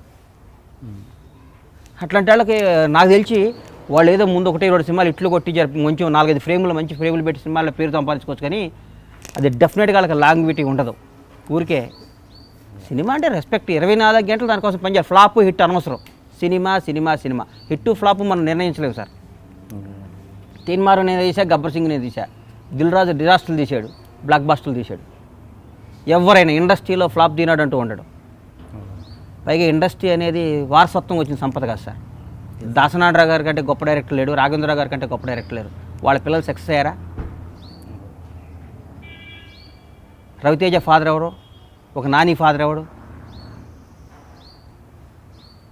అవును. ఇండస్ట్రీ టాలెంట్ అండి, నమ్మకం, కసి, ప్రేమ. సినిమా అంటే భయం, సినిమా అంటే గౌరవం, సినిమా అంటే ఇష్టం ఉండాలకే సినిమా అన్నం పెట్టింది. ఎస్. ఇప్పుడు మేకర్స్ పరంగా చూస్తే అలాంటి ఇప్పుడు అన్నారు త్రివిక్రమ్, రాజమౌళి గారు, అలాంటి మేకర్స్ పేరు చెప్పండి మీకు బాగా నచ్చిన. నాకు బాగా నచ్చిన మేకర్, మరి మీరు తప్పుగా అనుకోవద్దు, ఏంటి ఈ మధ్య ఫ్లాపులు తీస్తున్నాడు అట్లా అనుకోవద్దు మీరు. నాకు బాగా నచ్చిన మేకర్ పూరి జగన్నాథ్. ఓకే. ఎందుకంటే నా ఫ్రెండ్ అని నేను చెప్పను. రైట్ ఆర్ రాంగ్ ఫటామని సినిమా తీస్తాడు. ముందు స్టోరీ చెప్తాడు ఒకరోజు, అదే సినిమాలో ఉంటుంది, ఎక్స్ట్రా షాట్ ఉండదు. నంబర్ 2, సినిమా అంటే భక్తి, భయం, సినిమాని ప్రేమిస్తూ సినిమానే జీవితంగా బతికాడు త్రివిక్రమ్ శ్రీనివాస్. వండర్ఫుల్ పర్సన్ ఆయన. ఒక ఫ్రెండ్షిప్ అన్నా, ఒకటి చల్లగా, ఇండస్ట్రీ చల్లగా ఉండాలని కోరుకునేవాడు త్రివిక్రమ్ శ్రీనివాస్. అట్లాంటి వాళ్ళు ఇండస్ట్రీకి 10 మంది కావాలి సార్. ఓకే. త్రివిక్రమ్ శ్రీనివాస్ లాంటి వాళ్ళు అట్లా ఒక 10 మంది ఉంటే ఇండస్ట్రీ కలకల్లాడుతుంటారు. ఇప్పుడు ఎందుకు సురేష్ బాబు ఉన్నాడు, అల్లు అరవింద్ గారు ఉన్నారు, వీళ్ళందరూ సినిమా వాళ్ళకి. ఊరికే అరవింద్ గారికి 40 ఏళ్ళ చరిత్ర, 30 ఏళ్ళ చరిత్ర ఉంది. ఆయన ఎప్పుడు ఎగిరిపడలా. సినిమాలు 1 year 2 years గ్యాప్ వచ్చింది. గీతా ఆర్ట్స్ కానీ సురేష్ ప్రొడక్షన్స్ 100 ఏళ్ళు ఉంటుంది ఆ సంస్థ. అట్లాగే నా సంస్థ కూడా ఉంటుంది, ఒక 50 ఏళ్ళు 100 ఏళ్ళు. నా పిల్లలు, నా మనవాళ్ళు కూడా ఇండస్ట్రీలో ఉంటారు. ఇప్పుడు మీరు మేకర్స్ గురించి వాళ్ళ మైనస్లు అని చెప్పారు, అట్లా ఉంటారు సినిమాని గౌరవించాలని. అట్లా మరి ఓన్లీ మేకర్స్ ఎందుకు మీరు చెప్తున్నారు? ఆర్టిస్టులలో కూడా ఉన్నారు అలాంటి నెగిటివ్. ఆర్టిస్ట్లో అట్లా ఉంటే ఉండరు సార్. 1 year ఉంటారు, 2 ఏళ్ళు ఉంటారు, పక్కన పెట్టేస్తారు. చాలామందిని పీక్స్ని చూశాను నేను. ఓకే సేమ్ మళ్ళీ వేషాల కోసం తిరిగే వాళ్ళని నేను చూసా. ఓకే నేను చూశాను. అమ్మ వీడు ఏంటా అనుకుని చూశాను. ఎవరైనా సరే నేను సినిమా ఒక ఫ్రెండ్ వేషం వేస్తున్నా, హీరో పేరు చెప్పను. ఒక లోపల డ్రాయరో బన్నీనో కరెక్ట్గా లేదని మేము క్యాష్ని పిలిచి నోటుకొచ్చినట్టు తెచ్చేవాడు. ఒక ఫస్ట్ 2-3 సినిమా హిట్లు వచ్చినాయి. అమ్మ ఏందా ఇట్లా తిడుతున్నాడు అనుకున్నా. బన్నీ లోపల కోసం నేను తిట్టుకుని చిన్నప్పుడు రాజమండ్రి దగ్గర షూటింగ్ జరుగుతుంది, ముత్యాల సుబ్బయ్య గారి డైరెక్షన్లో సినిమా. ఓకే షాక్ అయ్యాను. అమ్మ ఇంత ఈగోనా అంటే మాది వాళ్ళది పెద్ద ఫ్యామిలీ, పెద్ద ప్రొడ్యూసర్ కొడుకు, ఇట్లా మాట్లాడేవాళ్ళు. జాలేసింది అమ్మ వీళ్ళని వేషాల్లో వేయాల. సినిమాని గౌరవించకపోతే ఎవడైనా కెమెరామ్యాన్ కానీ డైరెక్టర్ కానీ అసిస్టెంట్ బాయ్ కూడా ఆయన పనికి గౌరవించాలి సార్. బాయ్ అనేవాడు కూడా ఒక పద్ధతిగా కాఫీ ఇవ్వాలి. రెక్లెస్గా కాఫీ ఇస్తే రెండోసారి సినిమాలో పెట్టుకోరు. బట్టలు వేసేవాడు కూడా ప్రేమగా బట్టలు వేయకపోతే రెండోసారి కాస్ట్యూమ్గా పెట్టుకోడు. సినిమా ఇది ఒక ప్రవాహం, గోదావరి వరదలా వస్తూ ఉంటుంది. ఆనకట్టు వేసుకొని జాగ్రత్తగా వాడుకోవాలి. గేట్ ఎత్తామంటే వెళ్ళిపోతాం, సముద్రంలో కలిసిపోతాం. అది సినిమా. అండ్ ఇప్పుడు మీరు చెప్పారు చాలా ఖర్చు పెట్టి తీసి అంటే మీరు అన్నారు పూరి గారు చాలా ఏం చెప్తారో అదే ఉంటుంది చాలా క్రిస్ప్గా అని. అలాగా చెప్పిన దానికి చేసిన దానికంటే కరెక్ట్ అంచనా కూడా లేకుండా ఒక లెక్క లేకుండా తీస్తూనే పోతుంటారు కొంతమంది మేకర్స్. అలాంటి వాళ్ళ విషయంలో ప్రొడ్యూసర్ ఎలాంటి కష్టాలు పడుతుంటాడు? నరకవరం వేస్తుంటాడు. ఎందుకురా బాబు వీటితో సినిమా తీస్తున్నాం అని ఫీల్ అవుతుంటాడు. బయటికి చెప్పలేడు. చెప్తే సినిమా ఏం వద్దా, ఏం ఫిట్టింగ్ వస్తుందా అని. జీవితంలో ఒక లెసన్ అది. ఓకే ఫలానాడితో పని చేయకూడదు. ఓ 10 మందికి చెప్తాం, ఒరే మీరు పొరపాటు నా దగ్గరికి వెళ్ళమాకంటారా అని చెప్తాం. ఫ్లాప్ ఇట్లేము సార్, మన చేతిలో లేదుగా. కానీ గౌరవంతో సినిమా తీయాలి. వాడు క్లారిటీ లేదు, ఏ షాట్ ఎందుకు పెడుతున్నావో తెలియదు, తీసిందే తీస్తుంటారు సాయంత్రం దాకా. ఓకే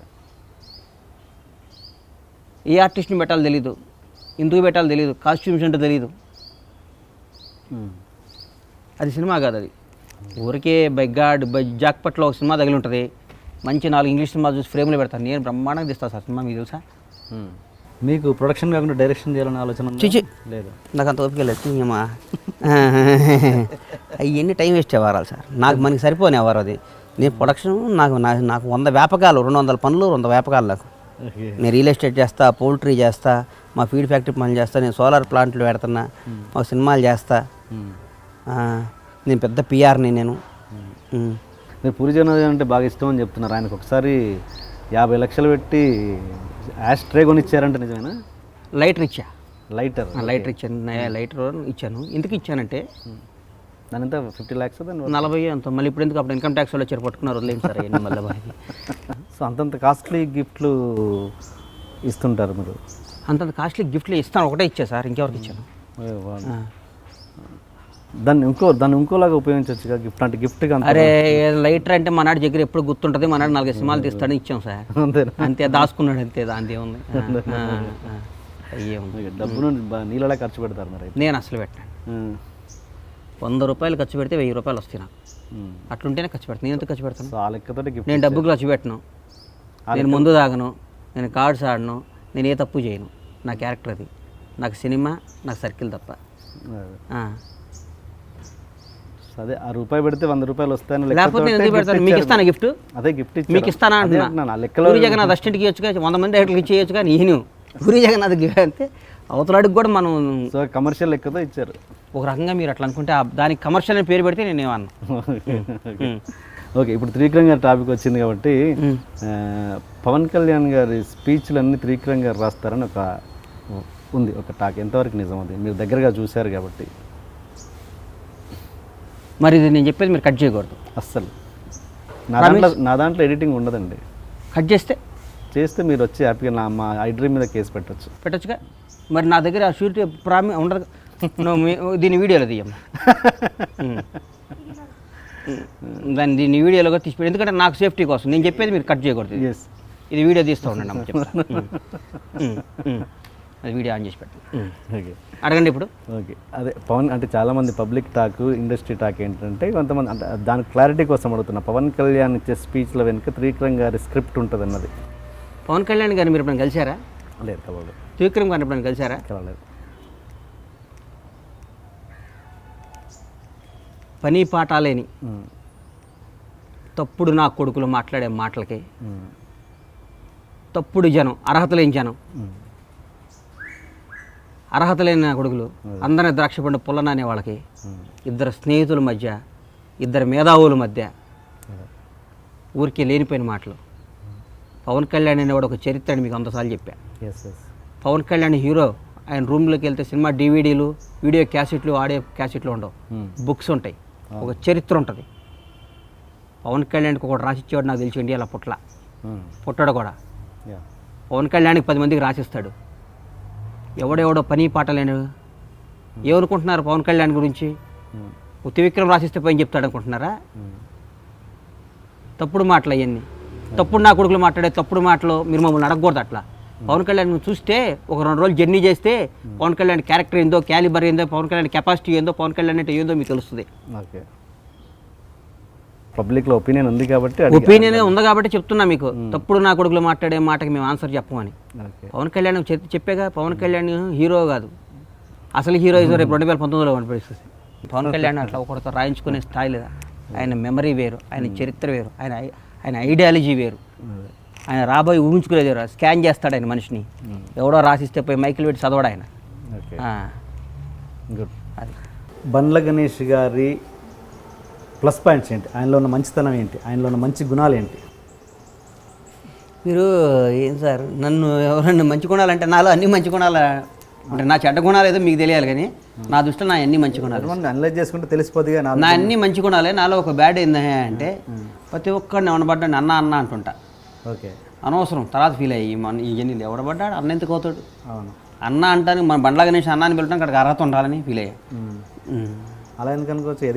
ఎదిగే ముందు అలా అన్న అన్నారు, ఎదిగిన తర్వాత అన్న. ఏందో ఈ మధ్య ఈ జనం, ఈ సైకాలజీ, ఈ జన్మ వాళ్ళ జనం, కొన్ని సినిమా అని కాదు అందరు బయట కూడా అన్న ఎదిగటం, ఎదిగిన తర్వాత మనం ఎదిగినాక మనం పడే కష్టం వాళ్ళకి తెలియదు సార్. ఊరికి ఆడు కష్టపడి మేము పైకి వస్తే తట్టుకోలేడు. చెప్పారుగా మీకు ఇందాక ఎవరో అడ్డదిడ్డంగా సంపాదించి అని. ఆడు కష్టపడాడు చూసి తట్టుకోలేడు. నువ్వు కష్టపడి పైకి రా. టీఎస్ఆర్ కావా? అదే, అంతేగాని మనం ఇంకొంకొన్ని మనం క్రిస్టేజ్ చేయడానికి మన ఎవరు అండి? అన్న అనేది తక్కువ స్థాయిలో ఉన్నప్పుడు అన్న అన్నారు, ఇప్పుడు పైకి స్థాయికి ఒక్కోసారి ఎవరిని పడ్డా నాకు ఊత పదం. నాకు ఊత పదం అనుకోండి, మంచి కానీ చెడు కానీ ఊత పదం. నాకు అందరినీ చిన్నోడైనా అది కాదన్నా అంట. చిన్నప్పుడు సాధన నుంచి నాకు అలవాటు అది. ఈ మధ్య అనిపిస్తుంది ఎందుకు అందరిని అన్న పిలుస్తున్నాం, వీళ్ళు మన తక్కువగా చూస్తున్నారా అని ఫీలింగ్ వచ్చింది. ఎందుకు వచ్చిందో మేబీ రాంగ్. కానీ నేను మార్చుకుందాం అనుకుని నేను మార్చుకోలేదు, నాకు ఆటోమేటిక్గా వచ్చేస్తుంది. మనం ఏం చేస్తాం? ధూమపానం ఆపమంటే ఆపలేరు కదా. అట్లాగే నాకు అన్న అనే పదం ఎవరిని పడ్డా మాకు అన్న వడ్డీ, మాకు ప్రకాశాన్ని మా ప్రొటెక్షన్ వడ్డిస్తాడు. సరిగ్గా పెట్టి ప్రకాశాన్ని ఎందుకు దొబ్బుతావంట. మా దగ్గర చేసే బాయ్ పని అది నాకు అది సరే రైటో రాంగో జీవితం అయిపోయింది. 42 ఏళ్ళు వచ్చినాయి. ఇంకేమో 18 ఏళ్ళ తర్వాత ఎట్లా మళ్ళీ షాదారి అయిపోయి మా వ్యాపారాలు మేము చేసుకునేది కదా. ఇప్పుడు ఇందాక చెప్పారు మీరు ఎవరన్నా హీరోని కానీ ఎవరన్నా వ్యక్తిని కానీ మోసం చేశారంటే రవితేజ అని చెప్పారు. అలా మిమ్మల్ని ఎవరన్నా మోసం చేశారా ఇప్పటివరకు? చేశాడు సార్. ఎవరు? ఒక హీరో మేనేజర్ చేశాడు. ఓకే, ఎట్లా ఎట్లా ఇక మోసం చేశాడు అంతే. మోసపోయాను. చెప్పండి, ఫ్రాంక్లీగా చెప్తా అన్నారు. మళ్ళీ ఫ్రాంక్లీ అంటే ఇక మోసం చేశాడు అంతే. మోసం అంటే మోసం చేశాడు, ఫ్రాంక్లీగా చెప్తున్నా. ఇప్పుడు సినిమా చీట్ చేశాడు. సినిమా తీసిన ఒక హీరో మేనేజర్ ఎలా చేశాడు? ఇక అన్ని విధాలా వాడుకున్నాడు మనని. ఆ రోజు మన అవసరం, మోసపోతున్నాం అని తెలిసి కూడా మోసపోయాను. అది గొప్ప ఆర్ట్. అది నాకు తెలిసి నేను మోసపోతున్నాను తెలిసి కూడా మోసపోయాను. ఆ హీరో చేత తెలిసి మోసం చేస్తున్నా అన్నట్టు నేను ఇప్పుడు రవితేజని తెలిసి మోసం చేసే చూడండి. అలాగే రవితేజ అనేవాడిని పాపం, రవితేజ అనేవాడిని చెప్పండి. రవితేజ అనేవాడు ఏదో ఒక పొలం కొన్నాను సార్. ఒక రవితేజకి ఒక పొలం ఇచ్చాను నేను. కొన్నాడు నా దగ్గర. పాపం ఆయన ప్రేమగా కొనుక్కున్నాడు పొలం. ఆ పొలాన్ని కింద నాది ఇంకో 30 ఎకరాల పొలం ఉంది. 30 ఎకరాలు అమ్మాలంటే 25 ఎకరాలు ఇస్తేనే అమ్ముతా అన్నాడు. ఓకే, 30 నాది 40 ఉంది. అప్పుడు రవితేజ దగ్గర పోయి అబద్ధం చెప్పి అన్న నీదేదో గవర్నమెంట్ వాళ్ళు అక్విజిషన్ చేస్తున్నారు అమ్మేద్దామని. నమ్మాడు పాపం. నమ్మి ఇచ్చాడు. చాలా బాధపడ్డారు అసలు పాపం. ఇటు దేవుడు చాలా మంచివాడే. రవితేజ సినిమా తీసి 5 కోట్ల డబ్బులు మిగిలినాయి మనకి. అయినా మోసం చేస్తున్నానే అని ఫీల్ అయ్యా. కానీ ఏదో ఒక రోజు ఆ రుణం తీర్చేసుకుంటారు రవితేజ. ఇదేనా మీరు చేసిన మోసం? అది మోసమే కదా సార్ అది. ఓకే. నేను మోసం కాదు అది. ఏంటి ఆయన రియాక్షన్ ఏంటి దానికి చెప్పంగానే? ఆయనకి ఈ తర్వాత తెలుసు అన్న నేను మోసం చేశాను నిన్ను అని చెప్పా. ఏమన్నారు? సారీ చెప్పా. గొప్పవాడు కాబట్టి నాకు తెలుసురా అన్నాడు అంతే. నన్ను ఎరా అంటాడు, నాకు తెలుసురా అన్నాడు. ఓకే. మొత్తానికి ఏంటి మోసం అని చెప్పన్నారు, చెప్పేశారు. చెప్పారంటే రవితేజ పాపం నిజాయితీ పడు కదా సార్ పాపం. అదే ఆయనతో ఉన్న మీకు రిలేషన్ ఏంటి? ఆయన క్యారెక్టర్ గురించి ఆయన మీ రిలేషన్ చెప్పండి. అంటే కష్టపడి పైకి వచ్చిన 100% చిరంజీవి తర్వాత 100% ఈ రోజుకి కూడా డబ్బు విలువ తెలుసు నాకు. డబ్బుని ఇష్టపడేవాళ్ళు అంటే నాకు మోజు సార్ బాగా. డబ్బుని రెస్పెక్ట్ ఇచ్చేవాళ్ళు అంటే ఒక ఫ్యామిలీ, ఒక భార్య, ఒక పిల్లలు, ఒక అమ్మ, ఒక నాయన, వీళ్ళందరూ ఇట్లా ప్రేమగా చూసేవాళ్ళు అంటే నాకు ఇష్టం బాగా. అట్లా ఇండస్ట్రీలో చాలా తక్కువ మంది ఉండేది. ఒక ఫ్యామిలీ అంటే ఒక రవితేజ కది విపరీతంగా ఉంటాయి. వాళ్ళ అమ్మ నాన్నని, వాళ్ళ ఫ్యామిలీని బాగా చూస్తాడు. ఓకే. మేము ఆర్భాటాలు పోం సార్. మేము ఇన్ని చేసినా మేము ఆర్భాటాలు పోయి మా ఫ్యామిలీని బయటకు తీసి అట్లా చెయ్యం మేము. మా స్టైల్ అది, బేసిక్గా మా స్టైల్ అది. మేము ఎక్కడికి మా ఫ్యామిలీతో మేము బయటికి రాం. ఓకే. మా పక్కా పల్లెటూరు కల్చర్ మాది. ఇంకా అంటే అలా వెళ్ళే వాళ్ళు తప్పనా మీ ఉద్దేశం? తప్పని నేను అన్ను, మాకు అలవాటు రాలా ఇంకా. ఓకే. నేను తప్పని నేను ఎందుకంటా సార్, మేము అంత పెరగలేదు అనుకుంటా నేను. ఓకే. మాది ఇంకా అంత స్థాయి కాదేమో అని ఫీల్ అవుతాను నేను.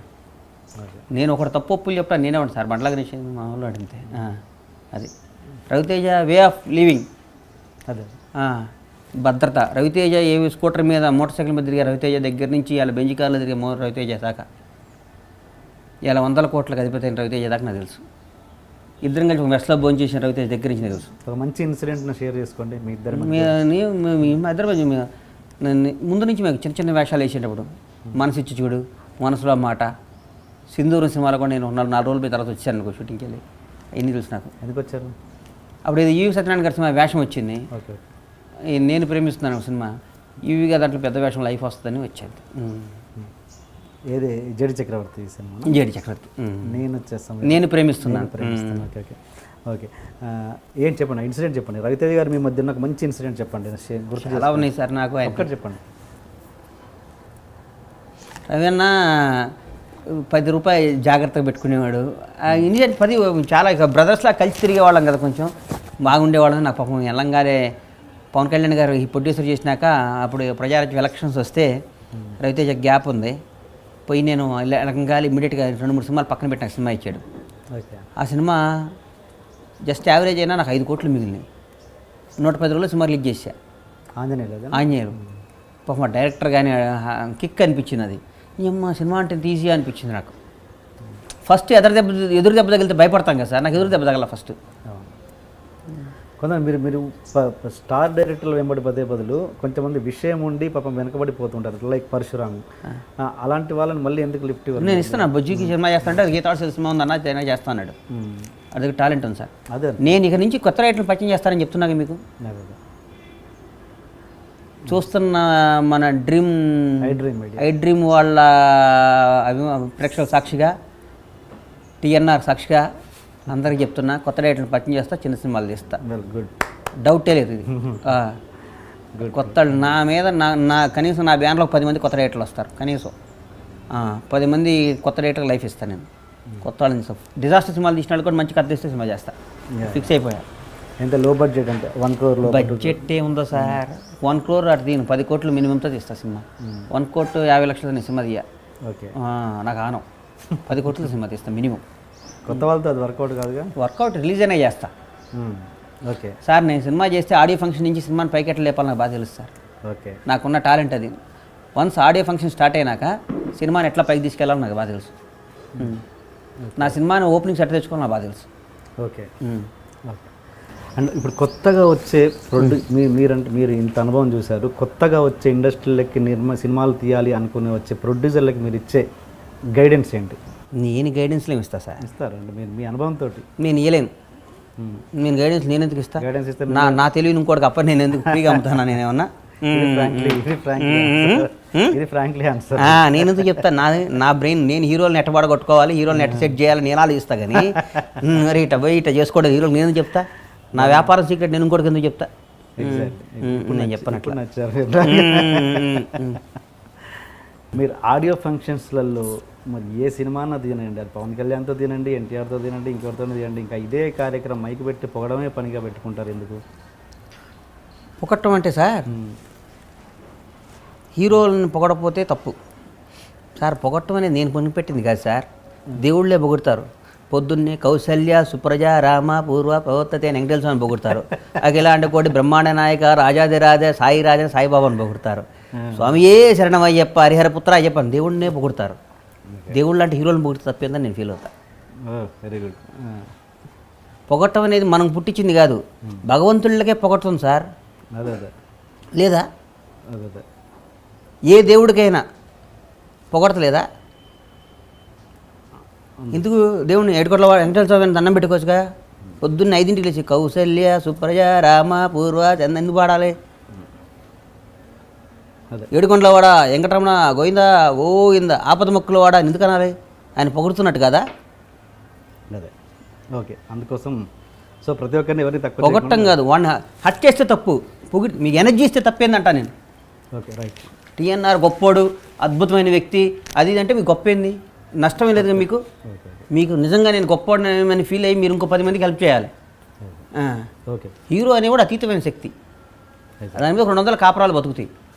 ఒక హీరో సినిమా వల్ల కొన్ని 100 మంది బతుకుతారు కాబట్టి హీరో అని పొగిడితే తప్పేం కాదని నా ఫీలింగ్. ఓకే. పొగట్టం అంటే తప్పు కాదు, వ్యాపారం అది. ఆ సినిమా అప్పుడు నేను పొగడి నా సినిమా నా హీరోని పొగట్టుకొని నా సినిమాని చేసుకొని నా ఓపెనింగ్స్ వచ్చి నా సినిమా హిట్ అయితే దానివల్ల ఇంకో 4 సినిమాలు చేస్తామని ఫీలింగ్ అంతే. కొన్ని ఆడియో ఫంక్షన్స్లో మీరు వెళ్ళి వేరే సినిమా గురించి దాన్ని అద్భుతంగా ఇది చరిత్ర సృష్టించబోతుంది అది ఇదని చెప్పిన సందర్భాలు చాలా ఉన్నాయి.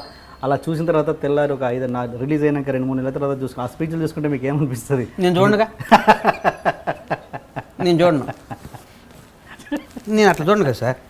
సార్ ఒకళ్ళు మన ప్రేమతో ఆడియో ఫంక్షన్ పిలిచారు సార్, మైక్ పట్టుకొని ఈ సినిమా ఎలా ఉంటుందో నాకు తెలీదు, ఆడొచ్చు ఆడకపోవచ్చు, ఆడాలని కోరుకుందాం, ఇది ఎట్లుందో నేను చూడలేదంటే బాగుండదు. ఆ ప్రొడ్యూసరు ముట్టి మీద అంతాడు పిలిచి. మళ్ళీ పిలవడు పిలవడు కాదు, ఒకడిని ఒక పాజిటివ్ బీ పాజిటివ్, నా బ్లడ్ గ్రూప్ అదే, బీ పాజిటివ్ పొగిడి అరే నీ సినిమా సూపర్ హిట్ కావాలి, డైరెక్టర్ బాగుండాలి అని వస్తే తప్ప అని నా ఫీలింగ్. Okay okay.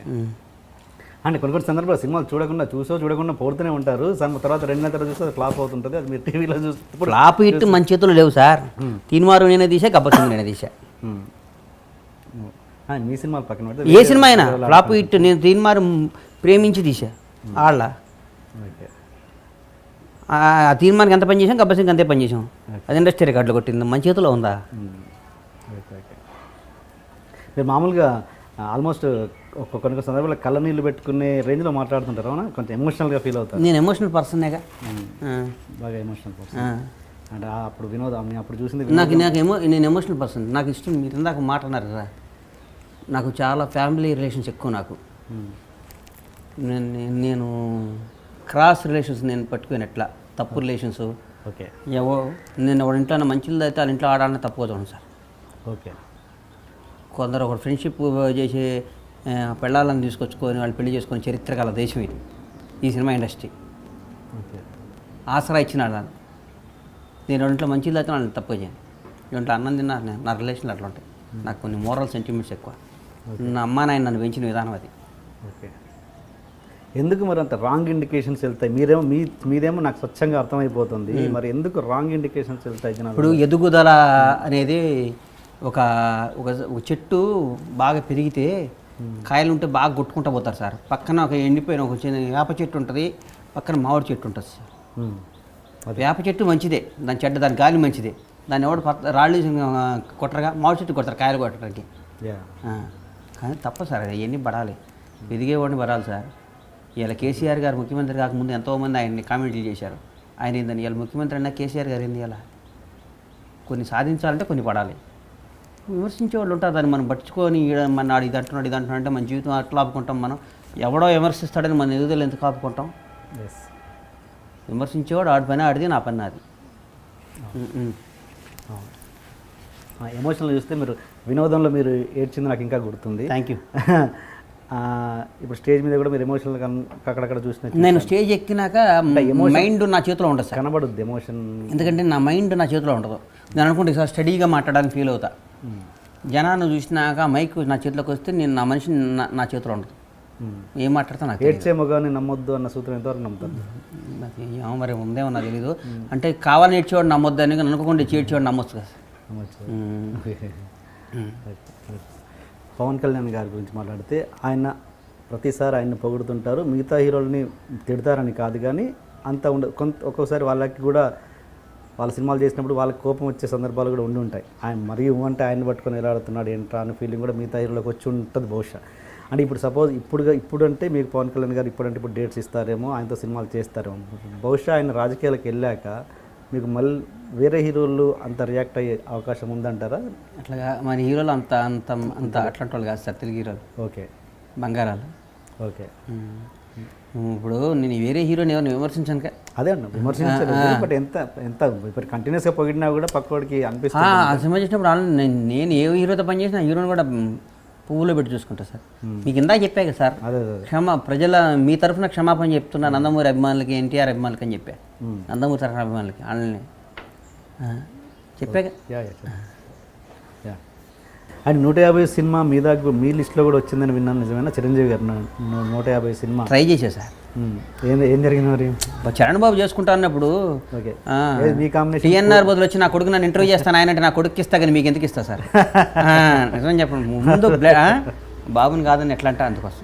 ఓకే, అంటే పూరి మీ కాంబినేషనా దాంట్లో చిరంజీవి గారి? అదేనా? నేను అనుకున్నా పూరి గారితో నేను చేద్దాం అనుకున్నా. నేను అనుకున్నా చిరంజీవి గారు తిరిగి హీరోకి యాక్ట్ చేయాలని బలంగా కోరుకున్న వ్యక్తి నేను సార్. బలంగా అమ్మ ఈయన హీరో కదా, ఏంది ఈయన చిరంజీవి గారు వెళ్ళి రాజకీయాలు స్టే అక్కడ ఆ ఢిల్లీ అట్లు నలుగురితో నుంచుంటుంటే నాకు భలే బాధ అనిపించేది. నీ అమ్మ మెగాస్టార్ ఏంది, 10 మంది వరుసలు నుంచుంటాడు ఏంది, మెగాస్టార్ని ఒక అతీతమైన శక్తి కదా, భగవంతుడా ఈయన సినిమాలో తీసుకురా తొందరగా యాక్ట్ చేపి బలంగా సంకల్పించేవాడు నేను, బలంగా. నేను నమ్ముతారా ఎదుటి వ్యక్తి గురించి మనం సంకల్పించుకుంటే ఖచ్చితంగా అయి తీరుతుంది అని? మన గురించి మనం కోరుకుంటే జరగదు, కానీ ఎదుటి వ్యక్తి గురించి నేను నమ్ముతా సార్. నమ్ముతా. నేను అనుకున్నాను చిరంజీవి గారి గురించి రావాలరా బాబు భగవంతుడు రావాలి. నేను ఎక్స్పెక్ట్ చేశా ఆయన వస్తాడు ఇట్లా పగిలిపోతా సినిమా నేను ముందు ఊహించా. ఓకే, పొలిటికల్ కెరీర్ గురించి మీకు అంతా తెలుసు కాబట్టి ఆయనతో కంపేర్ చేసుకొని ఇప్పుడు పవన్ కళ్యాణ్ గారి పొలిటికల్ ఎంట్రీ ఎలా ఉండబోతుందని మీరు అనుకుంటున్నారు? పగిలిపోద్ది సార్. అక్కడ ఏం తప్పు జరిగింది, ఇక్కడ ఏం తప్పు జరగదు. వాళ్ళ తప్పులు ఎత్తి చూపే అంత గొప్పవాడిని నేను కాదు, అట్లా మాట్లాడేవాడిని నేను కాదు, కానీ మా బాస్ ఎంట్రీ పగిలిపోద్ది, బ్లాస్ట్ అయిపోద్ది. ఎట్లా, ఏ నమ్మకంతో చెప్తున్నారు? ఆయన నిజాయితీ, ఆయన పెట్టుబడి, ఆయన నిలకడమే ఆయన ఆస్తి, ఆయన మడిని తిప్పని లక్ష్యమే ఆయన గొప్పతనం, ఆయన మాట మీద కట్టుబడి ఉండటమే ఆయన రాజసం. ఈ విల్ ప్రూవ్ 2019 మీరు ఎక్కడ పోరు నేను ఎక్కడ పోను. మీకు బాగా ట్యూన్ అయిన డైరెక్టర్ ఇప్పటివరకు ఎవరండి? నాకు అందరూ ఒక డైరెక్టర్ తప్ప, నాకు పనిచేసిన డైరెక్టర్లు అందరూ నాకు ట్యూన్ అయ్యారు. ఓహో, ఇంతకుముందు చెప్పారు అతను. హరీష్ శంకర్లో కసి అంటే ఇష్టం, సీని ఇట్లా భయం అంటే ఇష్టం, పూరి జగన్నాథ్లో ఒక అనుకున్న తీయటం అంటే ఇష్టం, పరశురాములో తపన ఏదో చేయాలని తపన అంటే ఇష్టం. అంటే మీ లెక్కకు వస్తే మీది మధ్యంతరపు, అంటే మామూలుగా అంటారు కదా జనాలు మధ్యంతరపు సిరి అని, మధ్యంతరపు సక్సెస్ అని. అది మీ లెక్కకు వస్తే అది కాదు, ఎందుకంటే బిగినింగ్ నుంచే మీరు పౌల్ట్రీ అని చూశారు. నేను ఇక్కడ చూపించేవాడిని కదా మన సినిమా, ఇక్కడ సినిమా 35mm చూపించేవాడిని హైదరాబాద్లో, మరి 70mm చూపిస్తే బాగోదులేని 35mm ముందు నుంచి మా సినిమా 70mm. సో మీరు మధ్యంతరపు చరిత్ర అయితే కాదు. నేను చిన్న వేషాలు వేసేటప్పుడే నేను మారుతి కారు కొత్త కారు వేసుకుని తిరిగేవాడిని. తల్లిదండ్రులు అంటే మీకు విపరీతమైన ఇష్టమని చాలా ఇంటర్వ్యూలో నేను చూశాను, చదివాను. అంటే అందరికీ తల్లిదండ్రుల ఇష్టము, మీ ప్రేమను ఇంకా ఎక్కువ చూపుతుంటారు ఈ ఇంటర్వ్యూలలో. ఏంటి అంత అంటే అంటే ఈ మెసేజ్ ద్వారా ఇప్పుడున్న జనరేషన్కి ఎంతో కొంత మెసేజ్ పోతుందని చెప్పడమే నా ఉద్దేశం. మీరు చెప్పదు. మా అమ్మ నాన్న బేసిక్గా కష్టపడి వాళ్ళు చాలా కష్టపడి మమ్మల్ని తీసుకొచ్చారు సార్. మా అమ్మకి ఆడపిల్లలు లేరు, నేనే కూతురులాగా మా అమ్మకి మా నాన్నకు. నేను చిన్నవాడిని. నేను ఈ రోజు కూడా నేను షాద్ పోతే మా నాన్న దగ్గర పడుకుంటా. అట్లా మాకు ఎందుకు వచ్చినా అట్లా మాకు అట్లా మా పెరుగుదల అట్లా అయిపోయింది. మాకు ఎవరో బంధువులు గిన్నెలు తక్కువ. ఓకే. ఎక్కడో ఎక్కడి నుంచి వచ్చి వలసపోతూ వచ్చి షాద్నగర్ వచ్చిన వాళ్ళం కదా మేము. ఎక్కడో పుట్టింది ఒక ఊరు, కొద్దిగా పెరిగింది ఒక ఊరు, సెటిల్ అయింది ఒక ఊరు. అట్లా మాకు రిలేషన్ మా అమ్మ మా అన్నయ్య మాకు ప్రపంచం. తర్వాత పెళ్ళైనాక అట్లా తక్కువ కాబట్టి మాకు అట్లా మా అమ్మ నాన్న మీద ప్రజెంట్ ఎఫెక్షన్ ఉంటుంది నాకు. ప్రపంచంలో ఎక్కడున్నా మా అమ్మ నాన్నతో డైలీ మాట్లాడతా సార్ నేను. ప్రపంచంలో ఎక్కడున్నా సరే ఆఖరి ఫ్లైట్లో జైన్ ఫోన్ మాట్లాడతా. ఓకే. మీ రిలేటివ్స్లో ఎలా ఉంది మీ ఎదుగుదల చూసి మీ రిలేటివ్స్లో కానీ మీ బంధువులు బాగుంటుంది. మీదేంటి లవ్ మ్యారేజ్ అరేంజ్ మ్యారేజ్? మా మామ కూతురు అండి బాబు. అవునా? మేనమామ? లవ్ చేసే టైం మాకేడుంది సార్. సొంత మా అమ్మ తమ్ముడు కూతురు. పెళ్ళయ్యాక ఏమైనా లవ్ స్టోరీస్ ఉన్నాయా? అంత టైం లేదు సార్. మీరు ఇందాక క్వశ్చన్ ఇచ్చారు చూడండి, అదొకటే. మాకు అంత టైము అంత యాపకాలు అవి ఉండవు మాకు. మా గోల్ డబ్బు సంపాదించాలి, ఇండస్ట్రీలో ఏలాలి, అవన్నీ. డబ్బు సంపాదించేది దేనికి? డబ్బు నేను సొసైటీలో నెంబర్ 1గా ఉండాలి నా కోరిక నాకు ముందు నుంచి. నా పిల్లల్ని నేను చిన్నప్పుడు అనుకునేది, నేను బెంచ్ కార్లో నా పిల్లల్ని స్కూల్కి పంపించాలరా అని. నాకు డ్రీమ్ ఉండేది. హైదరాబాద్లో ఫిలిం నగర్లో తిరుగుతా చిన్న చిన్న వేషాలు వేసుకుంటా జూబ్లీస్ పబ్లిక్ స్కూల్ మా పిల్లలు చదివేయాలరా అని. ఊరికి అట్లా ఉండేది. అన్ని నేను కన్నా ప్రతి కళ నేను ఓకే చేసుకున్నా సార్. నాకు పన్న ప్రతి కళ నేను నిజం చేశాను. పిల్లల్ని చిన్నప్పటి నుంచే సుఖపెట్టాలి. ఇప్పుడు బెంజకార్లో తిప్పడం, స్కూల్కి అలా చేయడం అన్నది వాళ్ళ పెద్దగా ఆ క్యారెక్టర్ మీద ఏమైనా మార్పు అవుతుందని అనుకుంటారా? కాదా? మనం బాగా పెంచాలి సార్ పిల్లల్ని. మనం పెంచినా కానీ మన తలరాత సార్. ఓకే. దేవుడు తలరాత రాస్తాడు, ఇది కావాలని పంపిస్తాడు. అయినా కానీ మనం బాగా పెంచితే మన పిల్లలు చెడిపోతారు, మనం బాగా పెంచుకొని చెడిపోరని ఏముండదు సార్. కొంతమంది ఎంత సంపాదించినా, ఎన్ని కోట్లు సంపాదించినా వాళ్ళ పిల్లల్ని ముందే సుఖపడొద్దని సిటీ బస్సులో పంపే వాళ్ళు కూడా. నాకు అవన్నీ పెద్ద ఇంట్రెస్ట్ ఉంది. మనం పడ్డ కష్టాలని మన పిల్లలకి ఎందుకు బాబు అనుకుంటాను. ఓకే. మనం పడ్డాంగా ఈ అమ్మ తిండిలే హైదరాబాద్లో అన్నీ తిరిగి మన పిల్లలకి ఎందుకు వాళ్ళన్నా సుఖంగా బతకని. ఓకే. మీరు ఇంటర్వ్యూకి ఎందుకు దూరంగా ఉంటారు? నాకు తెలిసి ఎక్కడ ఇంటర్వ్యూలు పెద్దగా లేవు. మనకి ఏం అవసరం? నాకు ఇంటర్వ్యూలు నాకేం అవసరం? మీరు కూడా అడిగారు కాబట్టి నేను చాలా రోజులు ఇద్దాంలే సార్, ఎందుకులే, నాకు అంత అవసరం ఏముంది? నీ జీవితంలో నేను అన్నీ సాధించాలని ఫీల్ అవుతా సార్ నేను. నిజంగా చెప్పండి, నా చదువుకి నాకు 5,000 శాలరీ వస్తుంది. మ్యాక్సిమం అన్ని ప్రమోషన్లు వస్తూ 10,000 వచ్చేవి. ఇప్పుడు ఆఫీస్ బాయ్ ఇచ్చేవాడు. అవునా కదా? నిజం చెప్తాం. ఇంటర్మీడియట్ వెళ్ళినట్టు ఏమి ఇస్తారు సార్ హైదరాబాద్లో? మీరు మర్చిపోయాను ఇంకొకటి, మీరు ఇండస్ట్రీ కెరీర్ మొత్తంలో మీరు చాలా బాధపడ్డ సంఘటనలు ఏదైనా, చాలా మనసుకు బాగా గాయపరిచిన సంఘటనలు ఏమైనా ఉన్నాయా? అంటే మీరు చిన్నప్పుడు ఆర్టిస్ట్గా స్టార్ట్ అయిన దగ్గర నుంచి ఇప్పటివరకు బాగా ఉన్నాయి. కానీ బాగా బాధపడ్డ సంగతి అంటే సార్, నేను మోసపోతున్నాను తెలిసి కూడా ఒక హీరో మేనేజర్ చేతిలో మోసపోయాను సార్. నాకు తెలిసి మోసపోతున్నాను నేను. ఓకే. చీటర్ నా కొడుకు వీడు చీట్ చేస్తున్నాడు మనని అనిపించి తప్పని పరిస్థితుల్లో మోసపోతూ ఉండేవాడిని. భలే బాధ అనిపించేది. కోట్ల రూపాయలు పోగొట్టేవాడిని అట్లా. అంటే నమ్మడం అంటే ఎట్లా? అతను రెమ్యునరేషన్ ఆయనకి ఇచ్చేవాళ్ళ ఎట్లా? అన్నీ కాదు, ఇక రాజ మర్యాదలు అనుకోండి, ఇక మీరు చెప్పొద్దు. అంటే హీరోల మేనేజర్లకి అంత అంత అంత ఇవ్వాల్సిందేనా? ఫ్రాంక్లీ అన్నారు. అందుకని ఆలోచిస్తున్నా. ఒక ఆయనకి ఇవ్వాల్సి వచ్చింది అట్లా. ఓకే. ఇవ్వాల్సి వచ్చింది. దాన్ని వడ్డీతో పాటు వసూలు చేస్తాం మళ్ళీ, విత్ ఇంట్రెస్ట్ దాన్ని మొత్తం వసూలు చేస్తాం. ఇప్పుడు ఉన్నాడా ఆయన ఇండస్ట్రీలో? ఎక్కడ పోతాడు సార్? ఓకే. ఎక్కడ పోతాడు? నా స్థాయి నాకు తెలుసు కదా సార్ టీఎన్ఆర్ గారు, నేను ఏందో నాకు తెలుసు కదా. మంచి ఆనందకరమైన, మంచి గుర్తుంచుకుపోయిన ఇన్సిడెంట్ ఒకటి చెప్పండి. నేను పవన్ కళ్యాణ్ నిర్మాత చేయటం గొప్ప ఆనందమైన విషయం. నా జీవితంలో మలుపు. ఎస్వి కృష్ణారెడ్డి గారు నన్ను ఆర్టిస్ట్ చేయటం నా జీవితంలో అట్లాంటి నాకు కిక్నిచ్చే విషయాలు. ఓకే. నాకు నిలబడ్డాడు. పూరి మేమందరం ఇన్స్టిట్యూట్ నుంచి కళాశాల తిరిగేవాళ్ళం కాబట్టి ఆ రకంగానే పూరి జగన్నాథ్ అన్న పవన్ కళ్యాణ్ గారు సినిమా చేస్తానంటున్నాడు, నువ్వు చేస్తావు అంటే ₹1 డబ్బులు అడగకుండా సిగరెట్ తాగుతావు, సిగరెట్ పడేసి కారు ఎక్కి పవన్ కళ్యాణ్ గారి దగ్గరికి వచ్చాడు. ఆ రోజు పవన్ కళ్యాణ్ దగ్గరికి వచ్చాడు. ఆ రోజు అది ఆ రోజు నన్ను ఒక ఫ్రెండ్కి చేయాలని పూరి జగన్నాథ్. అదొక మంచి ఇన్సిడెంట్ నాకు. తర్వాత సినిమా ఇద్దరు కలిసి మెటీరియల్ చేయలేకపోయాం. తర్వాత కెమెరామెన్ గంగసారాబు తర్వాత వేరే వాళ్ళకి చేయాల్సి వచ్చింది. తర్వాత ఇది సార్ ఇప్పుడు ముగ్గురు పెళ్ళాలంటే వాళ్ళం సార్ ఇక్కడ అందరం. మా ఆవిడ మీద కూడా నాకు ఒక్కోసారి కోపం వస్తుంది. అంత మాత్రం నా పెళ్ళ నాకు దూరం అయిపోదు కదా. అట్లాగా హీరోల మీద డైరెక్టర్ల మీద ఆ క్షణాల మీద కొంచెం కోపం వస్తుంది. సినిమా కదా, కోపం రాకపోతే మనుషులు కాదు మనం. అవును. కోపం వచ్చినంత మాత్రం వాళ్ళ మీద మన శత్రుత్వం ఉన్నట్టు కాదు. వీడి మన నాశనం చేస్తున్నాడు అని ఫీల్ అవుతాం. నిజంగా నాశనం చేయడు. ఆ క్షణం అట్లాంటిది.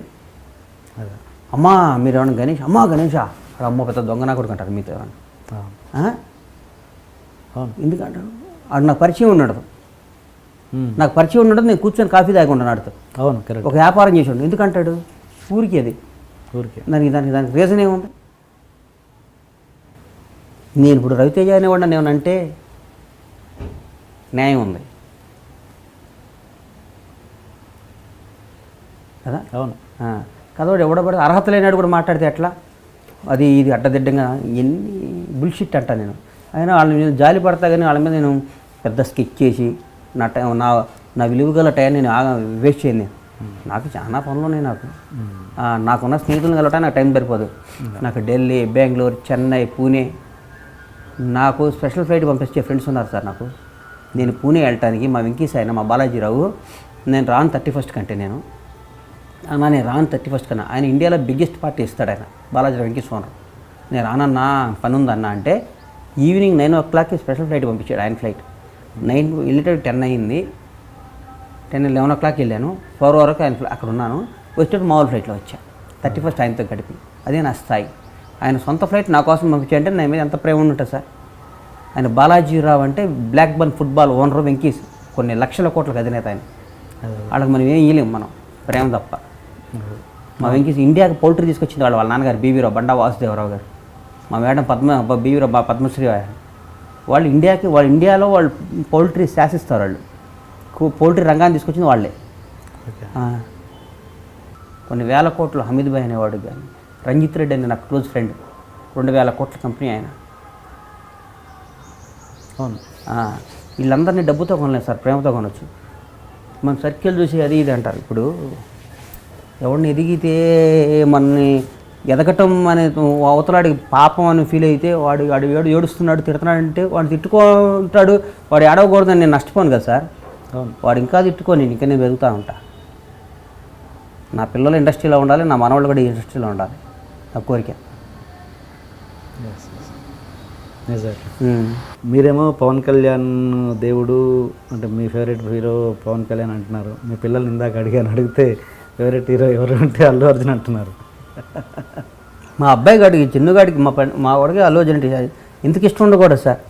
అంటే మా ఇంట్లో ఎవరైనా పవన్ కళ్యాణ్ అన్నారు కదా, అందుకని అంటున్నాను. వాడు అనుకున్నాడు, వాడు ఇయ్యాలి విన్నా నేను. వాడు తప్పే ఉంది సార్. బన్నీ మా హీరోనే, చరణ్ మారిన, ఎన్టీఆర్ మా హీరోనే, అందరూ మా హీరోలే కదా సార్. అనట్లేదు తప్పన. మా నాన్నకి ఎన్టీఆర్ అంటే ఇష్టం. ఓకే. మా నాన్న ఎన్టీఆర్ అంటే ఏం హీరో రా అంటాడు మా నాన్న. దాన్ని నేనేం చెప్తా. నాకు ఎన్టీఆర్ ఆయన కూడా నాకు 2 సినిమాలు చేశాడు, ఆయన అంటే నాకు ఇష్టం. అమ్మ నాన్న దగ్గరికి వస్తుంటారా పవన్ కళ్యాణ్ గారు? మాట్లాడారా? అందరు వచ్చి అందరు హీరోలు మా ఇంటికి వచ్చారు. Okay okay. ఎన్టీఆర్ గారి ఫ్యామిలీని టచ్ చేశారు ఎన్టీఆర్తో, చిరంజీవి గారి ఫ్యామిలీని పవన్ కళ్యాణ్ చరణ్తో టచ్ చేశారు. మరి ఏఎన్ఆర్ ఫ్యామిలీని ఎప్పుడు టచ్ చేస్తున్నారు? చేస్తా సార్. అఖిల్తో 2వ సినిమా చేద్దాం అనుకున్నా, ఇందుకో మెటీరియల్ కావాలి. అది చేస్తే ఇక్కడ ఇండస్ట్రీలో చేయకూడదంటూ ఏమీ లేదు సార్. ఏమేం చేస్తాం. మా లాంగ్ జర్నీ ఇంకో 40-50 ఏళ్ళు మేము ఇక్కడే ఉండాల్సిన వాళ్ళమే. నేను ఇంకో 20 ఏళ్ళ పాటు నేను సినిమాలు తీస్తాను, తర్వాత నా కొడుకు వచ్చి సినిమాలు తీస్తాడు. మేము స్టూడియో కడతాను, నేను బ్రహ్మాండమైన స్టూడియో కడతా హైదరాబాద్లో, అందుబాటులో చిన్న నిర్మాతలకి అందరికి అందుబాటులో మంచి స్టూడియో కడతాను శంషాబాద్ దగ్గర. Very good. Okay. Anyway sir, మంచి ఏమంటారు, చాలా రోజుల తర్వాత మంచి ఇంటర్వ్యూ ఇచ్చారు.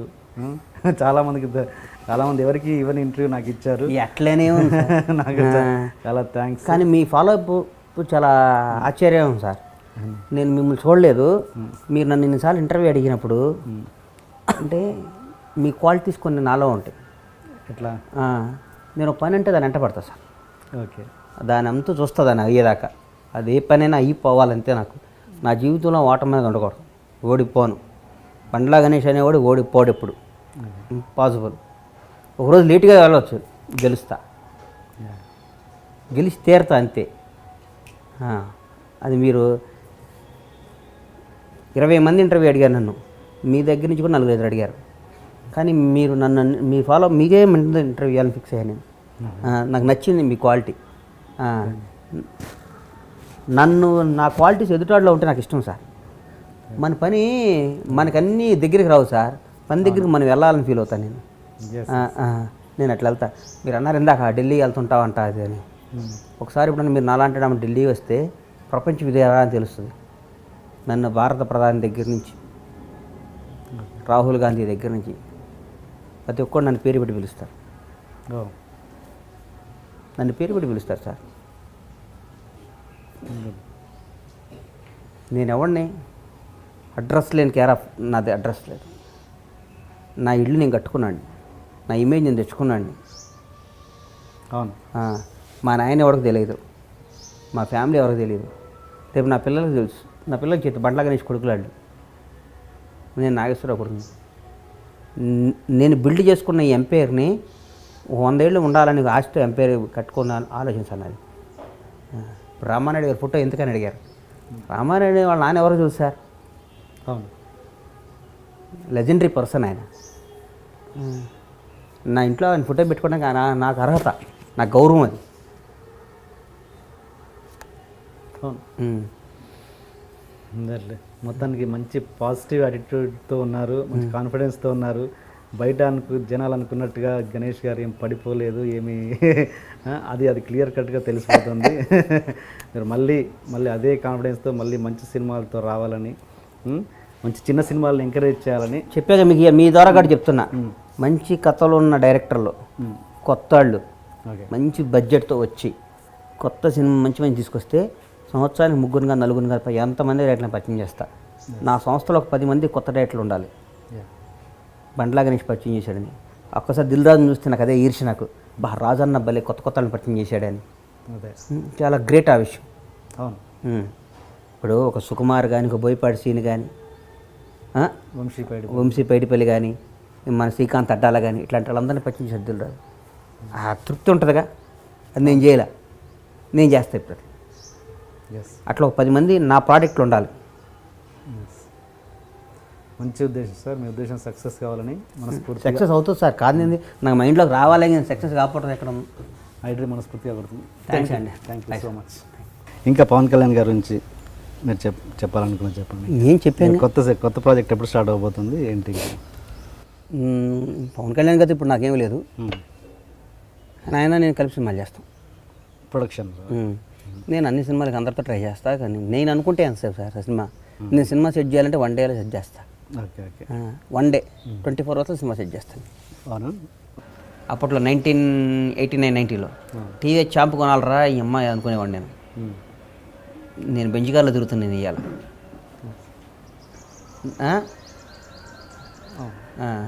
దాంట్లో కాలంతో కష్టం ఉంటుంది.